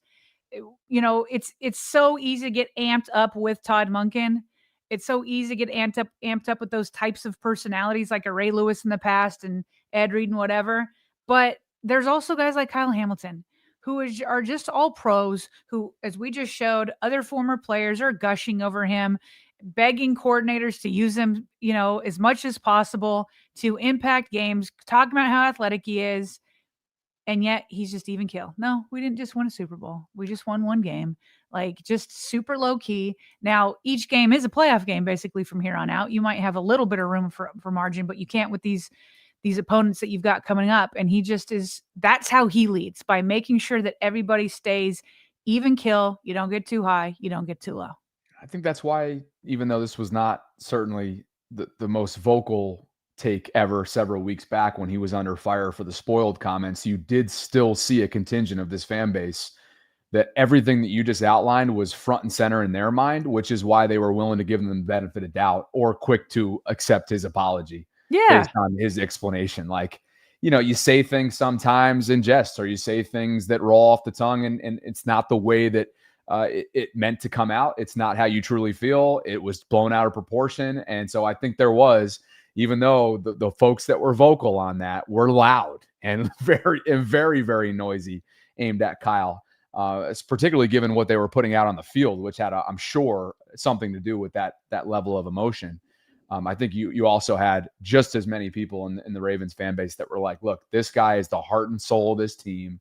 To your point, he is always calm. He brings that presence to not only his locker room availability, but this defense. And now you're looking at it, back-to-back seasons.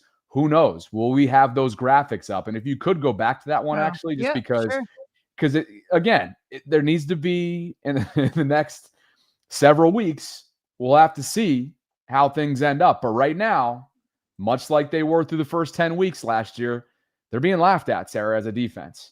And in Jeremy Fowler's case, he's laughing at the entire AFC North. The entire league is, maybe, outside of Cleveland's defense. Now, when I say the entire AFC North, yeah, Cleveland may have a championship defense, but what do they have to show for it win-loss wise right now? Not much. Look at the total defense right now in terms of rankings entering week 9 between the Ravens, Steelers, and Bengals. This is bottom of the barrel. And if you're Cincinnati, it is the bottom of the barrel. They're the dead last ranked defense. Pittsburgh's 30th, and the Ravens are 28th. Oof. So it's a long way to go, but we've seen it now against the Rams. We've seen it now against Chicago, right? I for my money, it's one playoff team, Rams, one fringe, probably not playoff team. If you're Chicago, right now they're set up to be a wild card team. We'll see what happens in the coming weeks for them. Remember, they went 4-2 last year and then lost the last 10. So we'll see what comes of the Bears. But we're seeing right now what's come of Kyle Hamilton and the addition of Alohi Gilman. And now it's time for them to dig themselves out of the hole, continue to play complementary defense, continue to take the football away, and hope and pray that this run that they can go on paper comes to fruition. Yeah, like it's these three teams are kind of trending in different directions, though, because the Ravens were in that 32nd spot. Bengals were so bad against the Jets. Yeah. They let the Jets have 3 fourth-quarter touchdowns. The Jets. Oh, we were upset that the Ravens allowed that to Josh Allen and the Bills, and we should have been upset. But my goodness, it wasn't the Jets. Have I poo-poo? Have I done enough strays to the Jets here so far? The Steelers couldn't stop the Packers. They allowed 20 straight completions to Aaron Love. I almost combined the two names together, but to Love, and you had former players being like, "That's hard to do on air in 7-on-7s to hit 20 straight." So to allow that, meanwhile, the Ravens used to be at 32. They've moved up 4 spots. It's not easy to move up. They need to continue moving up. I actually wonder what their rank is over the last maybe 3 weeks, just because they had the one bye in between there. So that will be interesting. Are we going to have a graphic like we had last year, where it was like weeks 1 through 10, or weeks 1 through 9, and then weeks 10 through 18? Like, that's what we're hoping for. Again, like I said to Coach, I still hope they make a trade for that defensive line to get more 4-man pressures. But here are the keys. That's not the only key, but these are the other things. We just talked about Kyle Hamilton and how well he played. We need more consistency from Roquan Smith. Check this out. He had 100% tackling efficiency against the Bears, according to Next Gen Stats. 100% tackling efficiency. It doesn't get better than that for those that do math. 12 tackles, 7 solo. He was the highest graded player on the team, not just defensive player. Bobby, I love seeing grades from PFF that starts with a 9.0 or a 9 and then something behind it. He had a 90.7 PFF grade. So if these trends are going to continue the way that they're going, that allow people like Jeremy Fowler to continue to laugh at the AFC North, but finally say, but wait, the Ravens have figured it out. And so it's Kyle Hamilton, it's Roquan Smith, and it's Wiggins. It's Wiggins, who is also been puffing his chest out, asking to be traveling against the opponent's number one wide receiver. And despite getting picked on in the first half, he comes back and makes that great interception. And it's like, these are your leaders. Nnamdi Madubuike is out. You're relying on a rookie pass rusher in Mike Green, who had a great sack that we just watched. Tavius Robinson is out. The coaches are figuring out these personnel packages. But these three are going to be your key. Add in Marlon Humphrey because he's a longtime guy. He's getting paid. But these stars have to step up and continue this. It can't be a one-game thing. It can't be like one game against the Browns. We need to stack it. We need to see it on Thursday against the Dolphins. Harbaugh and Wiggins yesterday. He's a joy to coach. He just is into it, man. He just everything you say to him, he's all ears. He wants to do the right thing. You know, I joke with the DBs because they get more text from me, video text from me than anybody, and he gets as many as anybody. He always is right back, you know, with his thoughts on it, and it's just fun because it does show up in the way he plays. And he'll be the first to tell you there's plenty of things in that game he can do better and wants to chase perfection. But he's a student of the game, man. He's a student of the game. He works really hard at it. And to see it pay off with a big play like that in a critical moment, you know, that's what guys dream about. That's what coaches dream about. So it was a great moment. And then one more thought on, you know, graphics to come, current graphics in this case, courtesy of CBS Sports. I mean, it's a good step in the right direction, but it's a one-game sample size.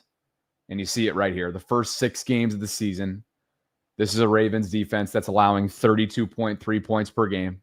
I don't think over 300. There it is.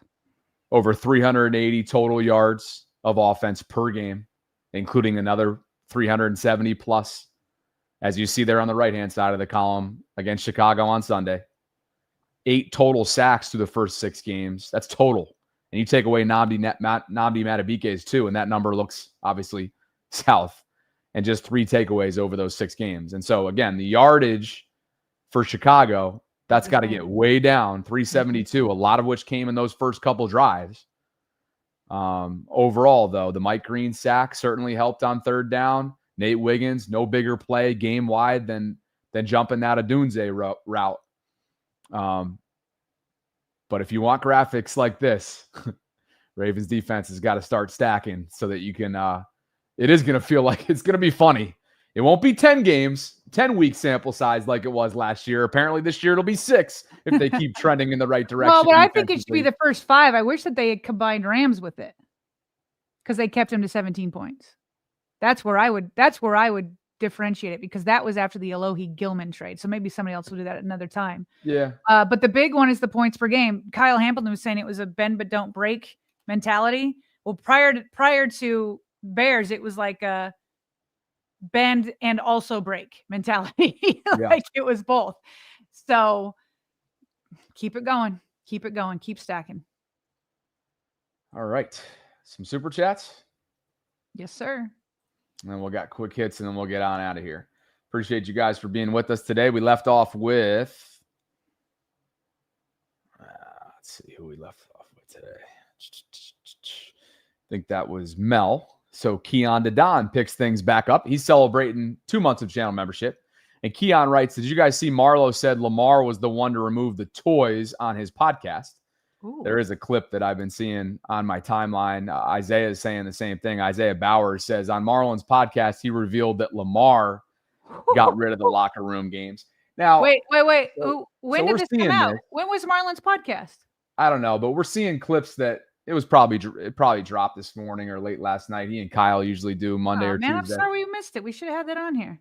But matter of fact, let's just do a little bit of real-time stuff because the clip's going around. Clipped already? Let's bring it in here. Because what I'm curious is, does Marlon have that kind of joking, playful demeanor when he's talking about this, or is he serious? So let's see. Yeah. This is circulating the Twitter sphere. We've had 2 different super chats. Isaiah was second. Keon was first. So we'll go ahead and display that in real time. For the first time, react to Marlon's comments here. That was actually a player change, believe it or not, by somebody. I don't know if they put that out there, but yeah. So Yeah. So fun locker room to a not as fun. Talk to your locker mate. Fun locker room. Connect. Let's figure this out. Yeah, locker room. We don't need no games up in here.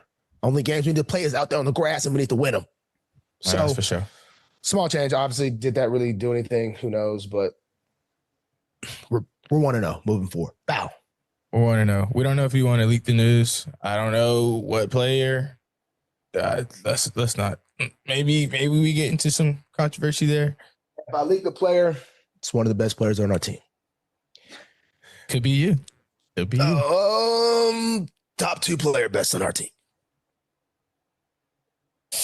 Lamar Could Jackson. be you. Lamar Jackson. Lamar Jackson. Lamar Jackson.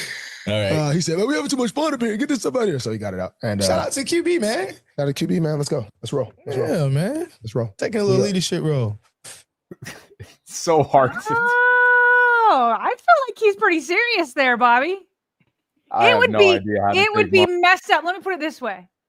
It would be absolutely messed up for him to say it in that way, and it was not Lamar. Yeah, I guess so. It's just so hard to interpret what Marlon means and why he means it. And No. That's not hard to interpret. If you're going to say everything's one hard of to the best, interpret with Marlon Humphrey. No. If you're going to say one of the best, listen, he knows what he's doing because this goes to national media. If you're going to say one of the best, and they're like, well, that could be you. And he's like, well, top 2. And he's like, well, and he's like, okay, it was the best. It was Lamar Jackson. Like, no, there's no, hey guys, you should have known I was joking. There's none of that. There's none of that. You make it abundantly clear and say, no, I'm just joking. Or we're taking you at your word. And that's what I'm doing. You just said it was Lamar Jackson. And also, I have no problem that it was Lamar Jackson. He is the leader of the team, player-wise. He's the face of the franchise. And if that's what he wanted to do, then that's what he wanted to do. I've got no problem with it whatsoever. And you better believe I'm taking him at his word because it would be messed up otherwise. And so you got to make it clear if it's otherwise. You can't expect people. I've said this to other people before where it's like, well, that's how you're interpreting it. There's no interpreting. That's what he said. That's what he said. Clear as day. And I have no problem with it. That's your take on it. That is the take to take. It's Marlon Humphrey, Sarah. It It's doesn't Marlon matter. Humphrey. It doesn't matter. They're going to play that on ESPN. They're going to play that on Fox Sports. They're going to play it on CBS. It's going to be Pro Football Talk. It's going to be everywhere. It's going to be everywhere. Of course, absolutely. And he did not say that. And he did not say that as like, ha ha. He did not say it like that. You just never know with Marlon. I agree with that, but you just never know with Marlon Humphrey, ever. It does fit the category of what we first learned as veteran players, right? It was a veteran player decision. So Lamar fits that bill for sure. Well, it was Lamar Jackson, according to Marlon Humphrey. And I believe Yes, it was. Yes. Yes, it was. And good for Lamar. By the way, on top of this, more importantly, much more importantly, the Ravens had a perfect attendance today. Ravens had a perfect attendance at practice today. So multiple beat reporters sharing that. It's a short week. That's always a good sign on a short week, knowing that you're playing 2 games in 5 days. So we just learned that a short while ago.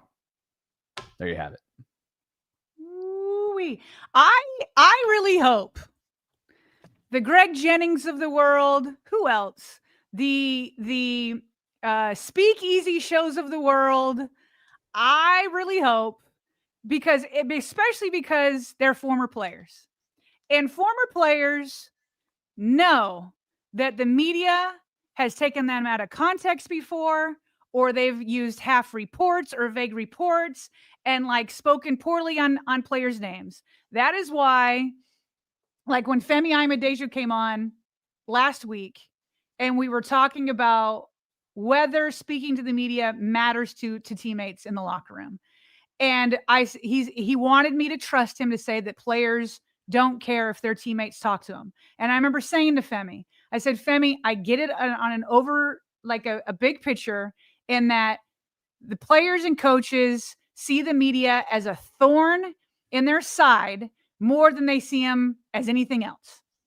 And so, of course, in that sense, they don't care. So I'm not going to go down that road of why I still think they care in terms of leadership. But generally speaking, every single player in the NFL knows what it feels like to have stories written about them or commentary said about them that was absolutely false. They know what it's like.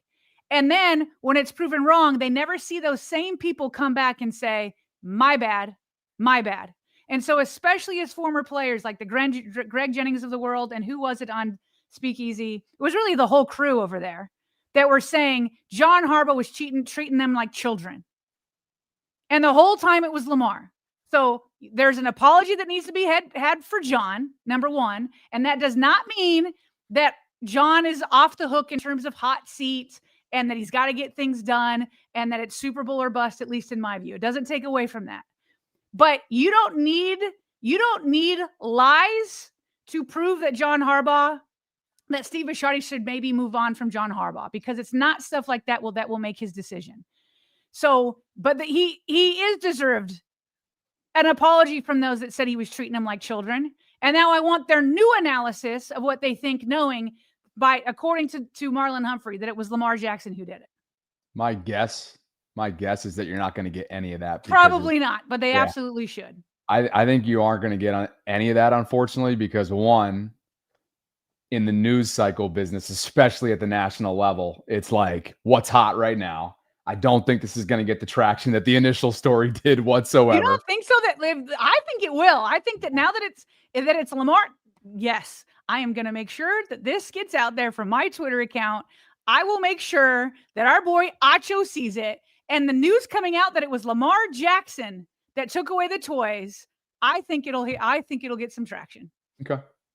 All right. Well, we'll see. We may be playing some clips on here of it. We're on different ends of the spectrum, but we'll see. And I know you're going to do everything in your power to make sure it gets circulated. And it already is circulating. You owe people a conversation in which your new analysis. How do you feel about it? It's circulating as we speak. So let's see what comes of it. Let's see. Where were we on that? Oh, so yeah. So Isaiah and Keon got us down that route, and then we brought it in from Marlon's podcast, which got us on a little bit of a tangent. Hayes09 says, based on Marlon's latest video, this was on top. Okay, there was a third super chat donor who teased us about this. He says, it seems Lamar was the one who made the changes to the locker rooms with the games and all. A leader, 8 is, with clapping emojis. Mel, Florida weather, Bobby. Haha, we both live here. Okay, Mel. You told me before the show that a cold front is coming. You're going to hit the 50s. At night, which is exciting. Very exciting. So Mel was previewing Friday's Halloween weather in the high 60s. Okay, I'm with you. And I do remember you, Mel. I think you were right around the corner, which is cool. Hayes09 is celebrating 7 months of channel membership with us, Sarah. He says a trade to Minnesota sounds like it could be coming. Mike Green getting 15 back. What? Yeah, I don't know what any of this means. A trade to Minnesota sounds like it could be coming. Mike Green is getting number 15 back. So he's number 45 right now. Is this going over our heads? It's going over my head. Is there a player is that Daniil Hunter? Wait, hold on a second here. Cooper Rush, people are saying. Oh no, Daniil's in Houston. So maybe he's saying Cooper Rush to Minnesota. Is Cooper Rush number 15? Yeah, yes. Yeah, so then Mike Green apparently had number 15 in college, and so he could get that back. Okay. Chat's helping us out. Everyone's like, read the chat. Read the freaking chat. I got a ding, ding, ding, ding, ding from Mike M. That's funny. Thank you all. Sometimes things come in and you're just like, I just don't know what this means right now. I can't process it. Yeah. This is not a super chat, but Mike is showing us some love. As a local boy from Hawaii, I'll help you pronounce Alohi, which is a bummer, Mike, because if you've been listening in the last couple of weeks since the acquisition, I have been saying Alohi, and then I heard Mina Kimes say Alohi on the national broadcast, and I was like, shoot, have I been getting it wrong? So it is Alohi. Okay, thank you, Mike. Alohi Gilman. John William Harbaugh has been barking in the live chat for the last several minutes about how he apparently thinks that I blocked him. I don't know what you mean by this, John William Harbaugh. give a little bit more context other than this vague super chat. Chef Trez is celebrating 5 months of channel membership. Chef Trez says, wait, is this the same Bobby who likes to speculate on tweets and stuff? Can't believe Marlowe. # drinking from the fire hose. I have to say, I feel like Chef Trez makes a good point, Bobby. Well, first of all, his hashtag's funny because it's a crutch phrase. Are we really going to go back down there? We already had this. I mean, it's Marlon Humphrey. You're choosing to take him by his word. Awesome. I'm choosing to just have my guard up because it's Marlon. He doesn't take his podcast seriously at times. And it was reported as after we learned that it was inaccurate, obviously, that it was John Harbaugh, it was a group of veterans, maybe the leadership council, maybe a plural type of collective decision. So I'm just looking at it cautiously. Okay.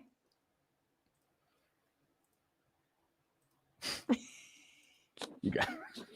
I can't even. You take this quick hit. I'm trying. Listen, I'm just trying not to repeat myself. It's just freaking ridiculous. Quick hit.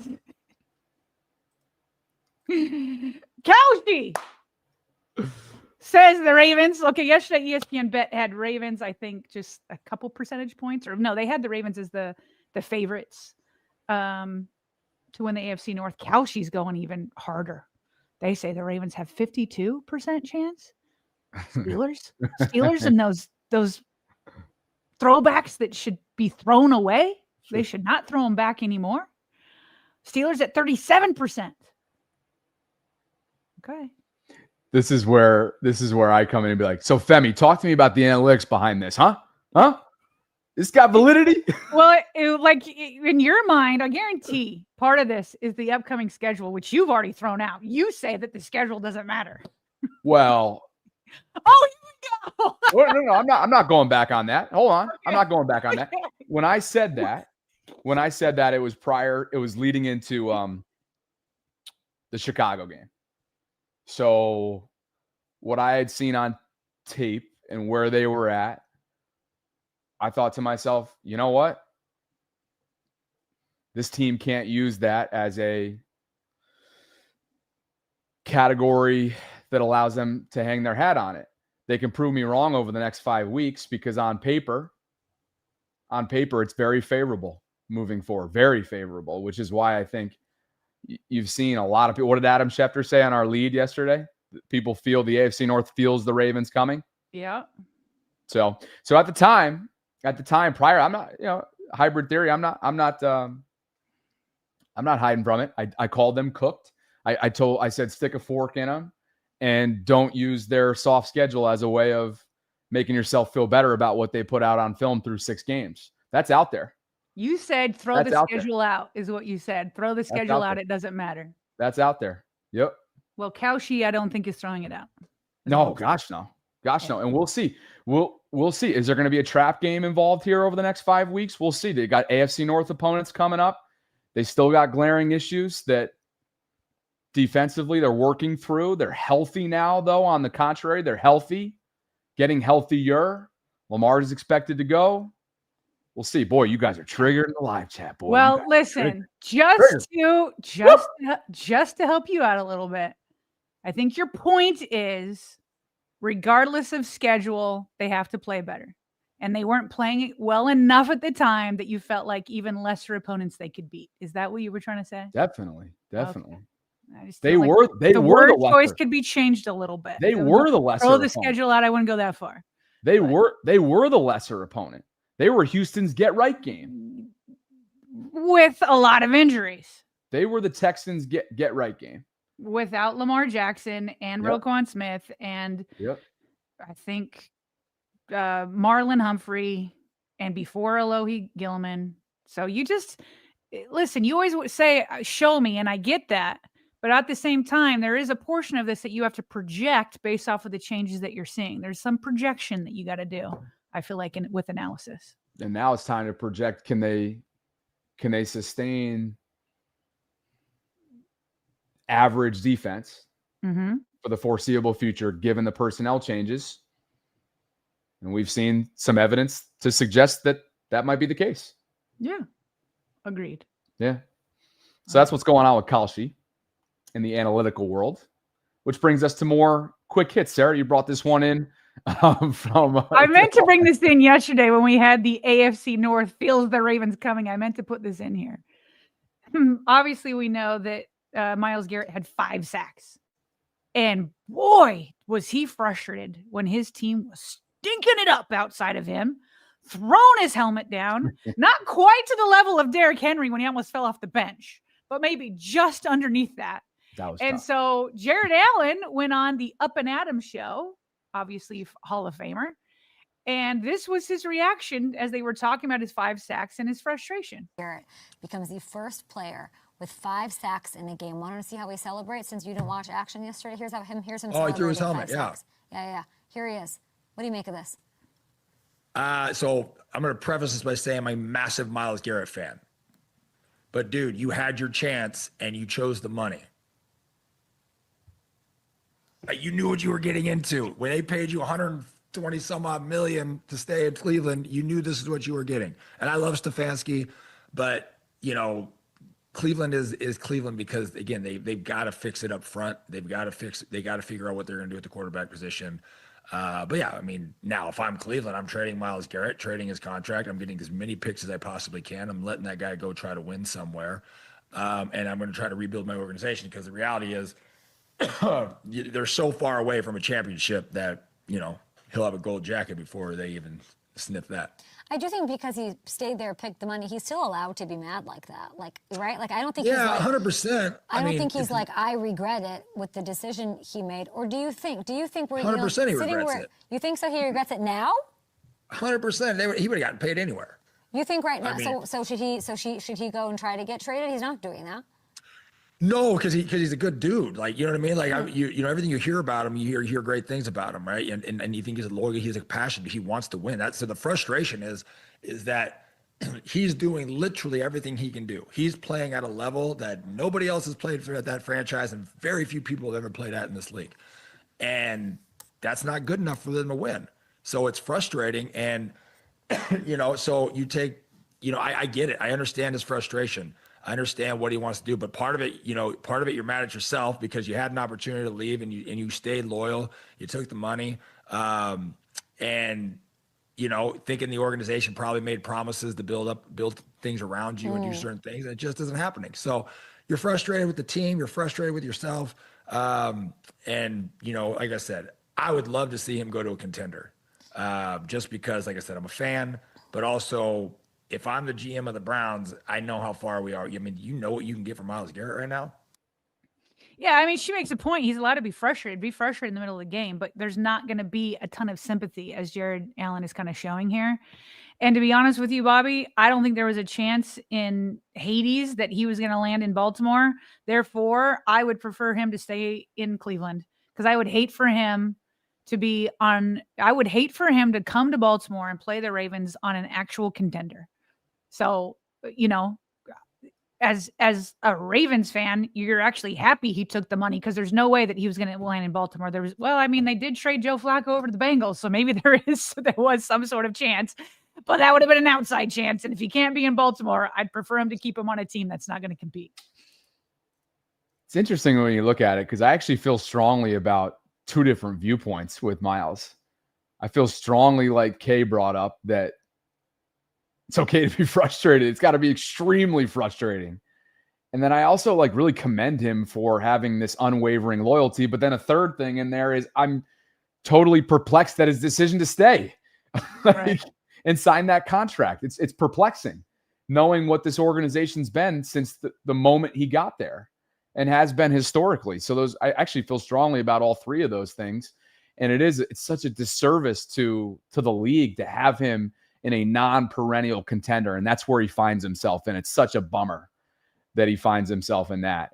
It's like Mike Trout. I always reference, I feel like Mike Trout in baseball, a superstar that's never won anything because he's been on teams that are just full of dysfunction and underperformance. And that's exactly where Myles finds himself in the AFC North. Miami health status for you. Yeah, so this is bad news for Miami, right when the Ravens are about to come to down. But their starting cornerback, Storm Duck, is going to miss the rest of the season with a knee injury. What? It's an electric name. Oh, I was like, did I mispronounce that? Those are two names, Storm and Duck, that I think I got the pronunciation right. I thought you were laughing at my pronunciation. I'm so bad at it that I was like ready to be told I said it wrong. But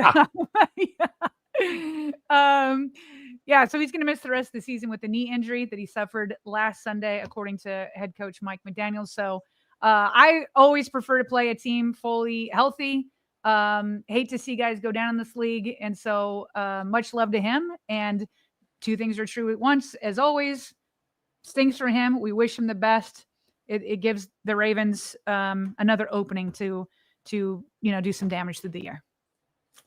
All right. And then we had this one up earlier that Carson Wentz been placed on injured reserve. It's season-ending surgery for him. And then just a note here, Carson in the first half of the London game when they were overseas, he suffered a dislocation. This is weeks ago, Sarah. He suffered a dislocation. This is what I was alluding to. He suffered a dislocation that tore his labrum and fractured the socket, according to Rappaport, then gutted it out for 2.5 more games while JJ recovered from his high ankle sprain. So that's what JJ's dealing with. It's a high ankle sprain. Don't know what his timetable is. And then Carson literally played 2.5 games with a torn labrum and fractured shoulder socket. Like, salute to Carson, if nothing else, for his ridiculous resiliency and toughness. Wow. That's insane. Brandon Stevens, despite all the struggles in New York, Sarah, his first year as a Jet, Justin has here some actual compelling PFF grades. Yeah, he's the highest graded cornerback in the entire NFL by PFF since week 4. So throwing out the first 3 games, but since week 4, highest one is 82.2 grade, ranks first among 72 qualifiers. You have to have a minimum of 150 snaps over the last 5 weeks. 82.9 PFF coverage grade, ranks second. Remarkable turnaround for the Jets. Big free agent signing. He's balling. That is a remarkable turn of events. And I'm happy for him. I'm happy for him because he was on his way in 2023. He played great ball. I do not know what happened to him in 2024. But he's turning it around. Good for him. And I'm happy where the Ravens are at with Nate Wiggins. Good for Brandon, man. Good for him. It's clean living playing opposite Sauce Gardner, one of the top corners in the league. But B. Steve obviously needed a bounce back season, Sarah, and at least so far, even though the win-loss record certainly doesn't indicate it, 21's playing good football for the New York Jets. Another former Raven, and not good news if you're a Deshon Elliott fan. Jeremy Fowler reporting he's expected to miss the rest of the season. His ACL is intact, and he's working through the nature of his leg injury, so Pittsburgh's going to hold out hope, but a return is not considered likely at this point. I was actually watching live. It was really awkward, this injury. It looked terrible, and Deshon immediately exited the game, so hope the best for him. This has been the story of his career, Sarah. It's one of those what ifs. What if Deshon had stayed healthy in Baltimore? What if Deshon had stayed healthy among many of his other stops? Detroit, Miami, Pittsburgh. There's been many throughout his NFL career. He's a hard-hitting, physical safety that's just not been able to sustain and stack health. So best wishes for him moving forward. Absolutely. And it's not going to help the, 30th ranked Steelers defense? Was that what it was? Oh, pretty sure they were 30th.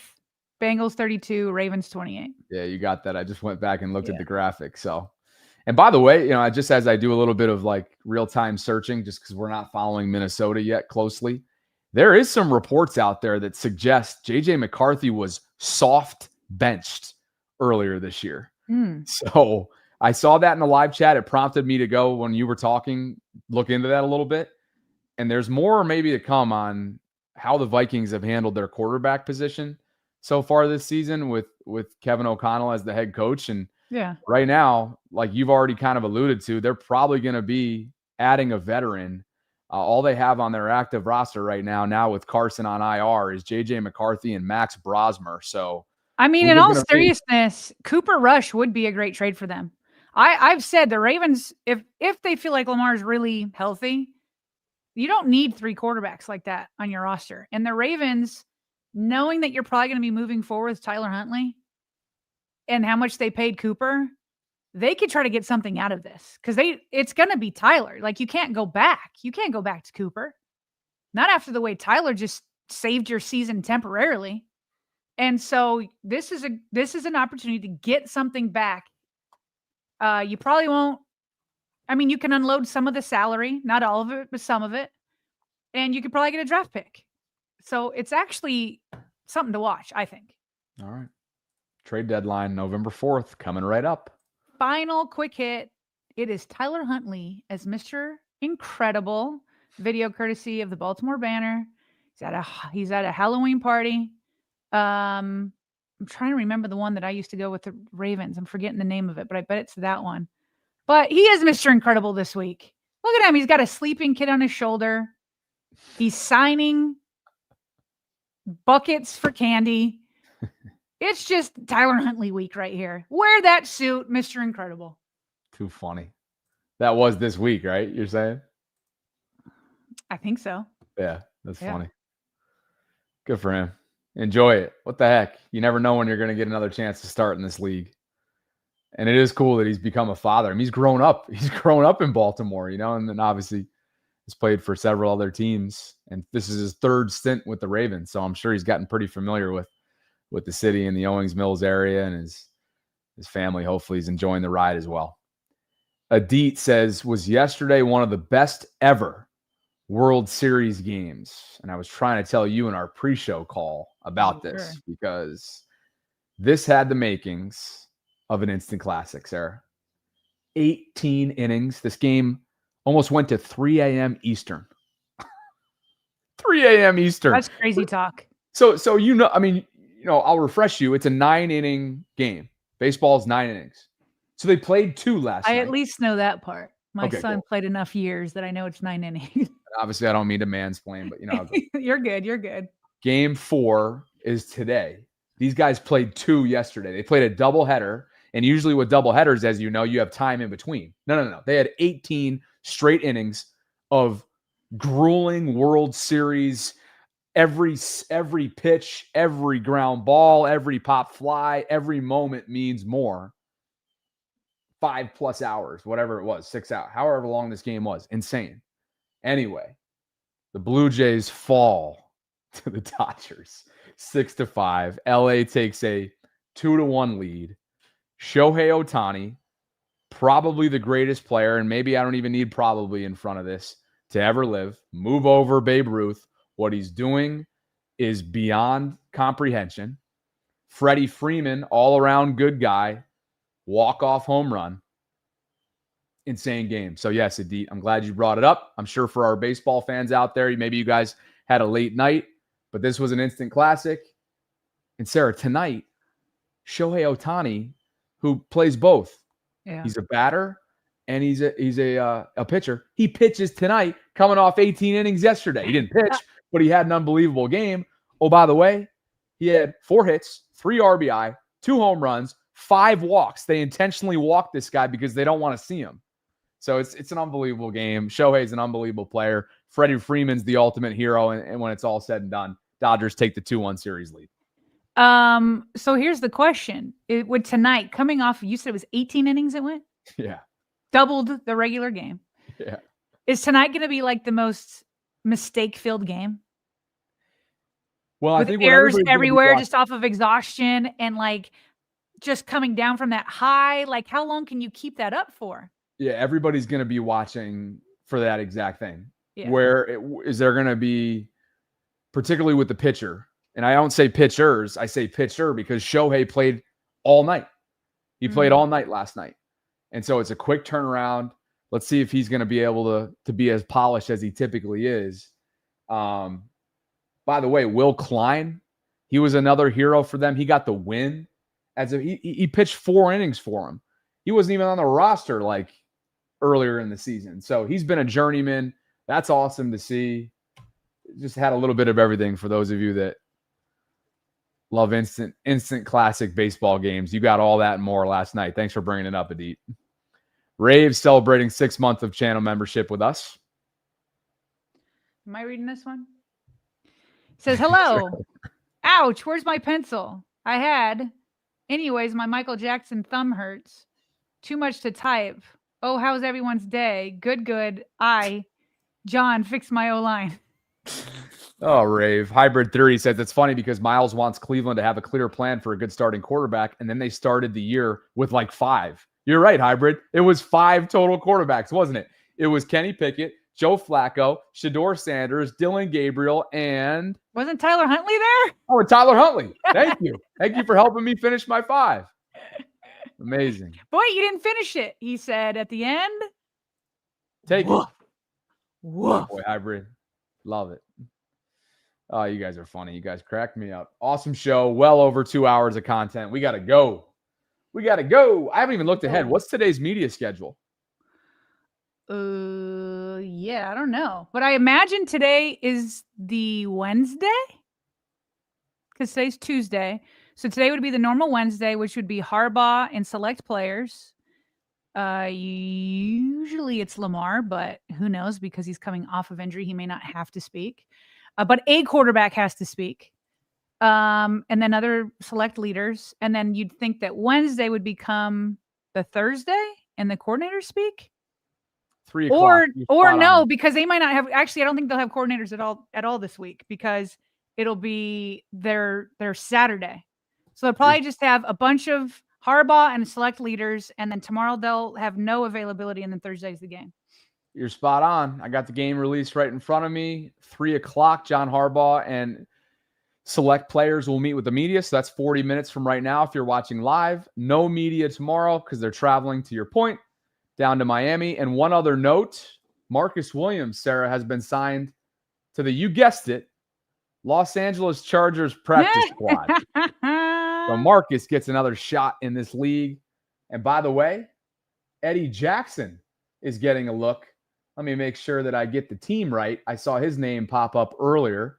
Bunch of former Ravens getting some interest. Eddie Jackson did not work out in Baltimore whatsoever last year and was cut in season as a result. Guess who's working Eddie out? The Pittsburgh Steelers. So there you go. Great. It is a carousel of former Ravens all around the league. Marcus Williams joins the practice squad in LA with Jim Harbaugh, and Eddie Jackson's being worked out by the Steelers. Maybe some of you are happy about this. I don't know. All right, partner. Appreciate you. I'm not scared. I'll put it that way. No, I wouldn't be either. Okay, guys. Appreciate you for spending some time with us. Thanks to all the 3,500 concurrents at the moment who've been with us, maybe all throughout the show. A big thank you, huge thank you to Derek Coleman from All 22 Ravens Film Analysis. He was tremendous. We will have a show dropping in repurposed fashion coming up at 4 o'clock, as we always do, Monday through Friday. Sarah and I will look to have a Miami Dolphins reporter coming up later this week for our Miami-Baltimore preview and a whole lot more. We appreciate you guys, as always, for spending some time with us here inside the vault. Thanks to Primary Residential Mortgage for the continued support. Please enter yourself in over the next day or so or right now to our $100 Fanatics giveaway. You can go to the show notes. You can go in the pinned comment or just hop on Instagram and type in PRMI Mid-Atlantic and you'll find the instructions. It's pretty effortless to do. For Sarah Ellison, I'm Bobby Trosset signing off from this Tuesday Ravens Lunch Hour live stream. We'll catch up with you on Wednesday, if not before. And as always, thanks for spending some time with us here inside the vault.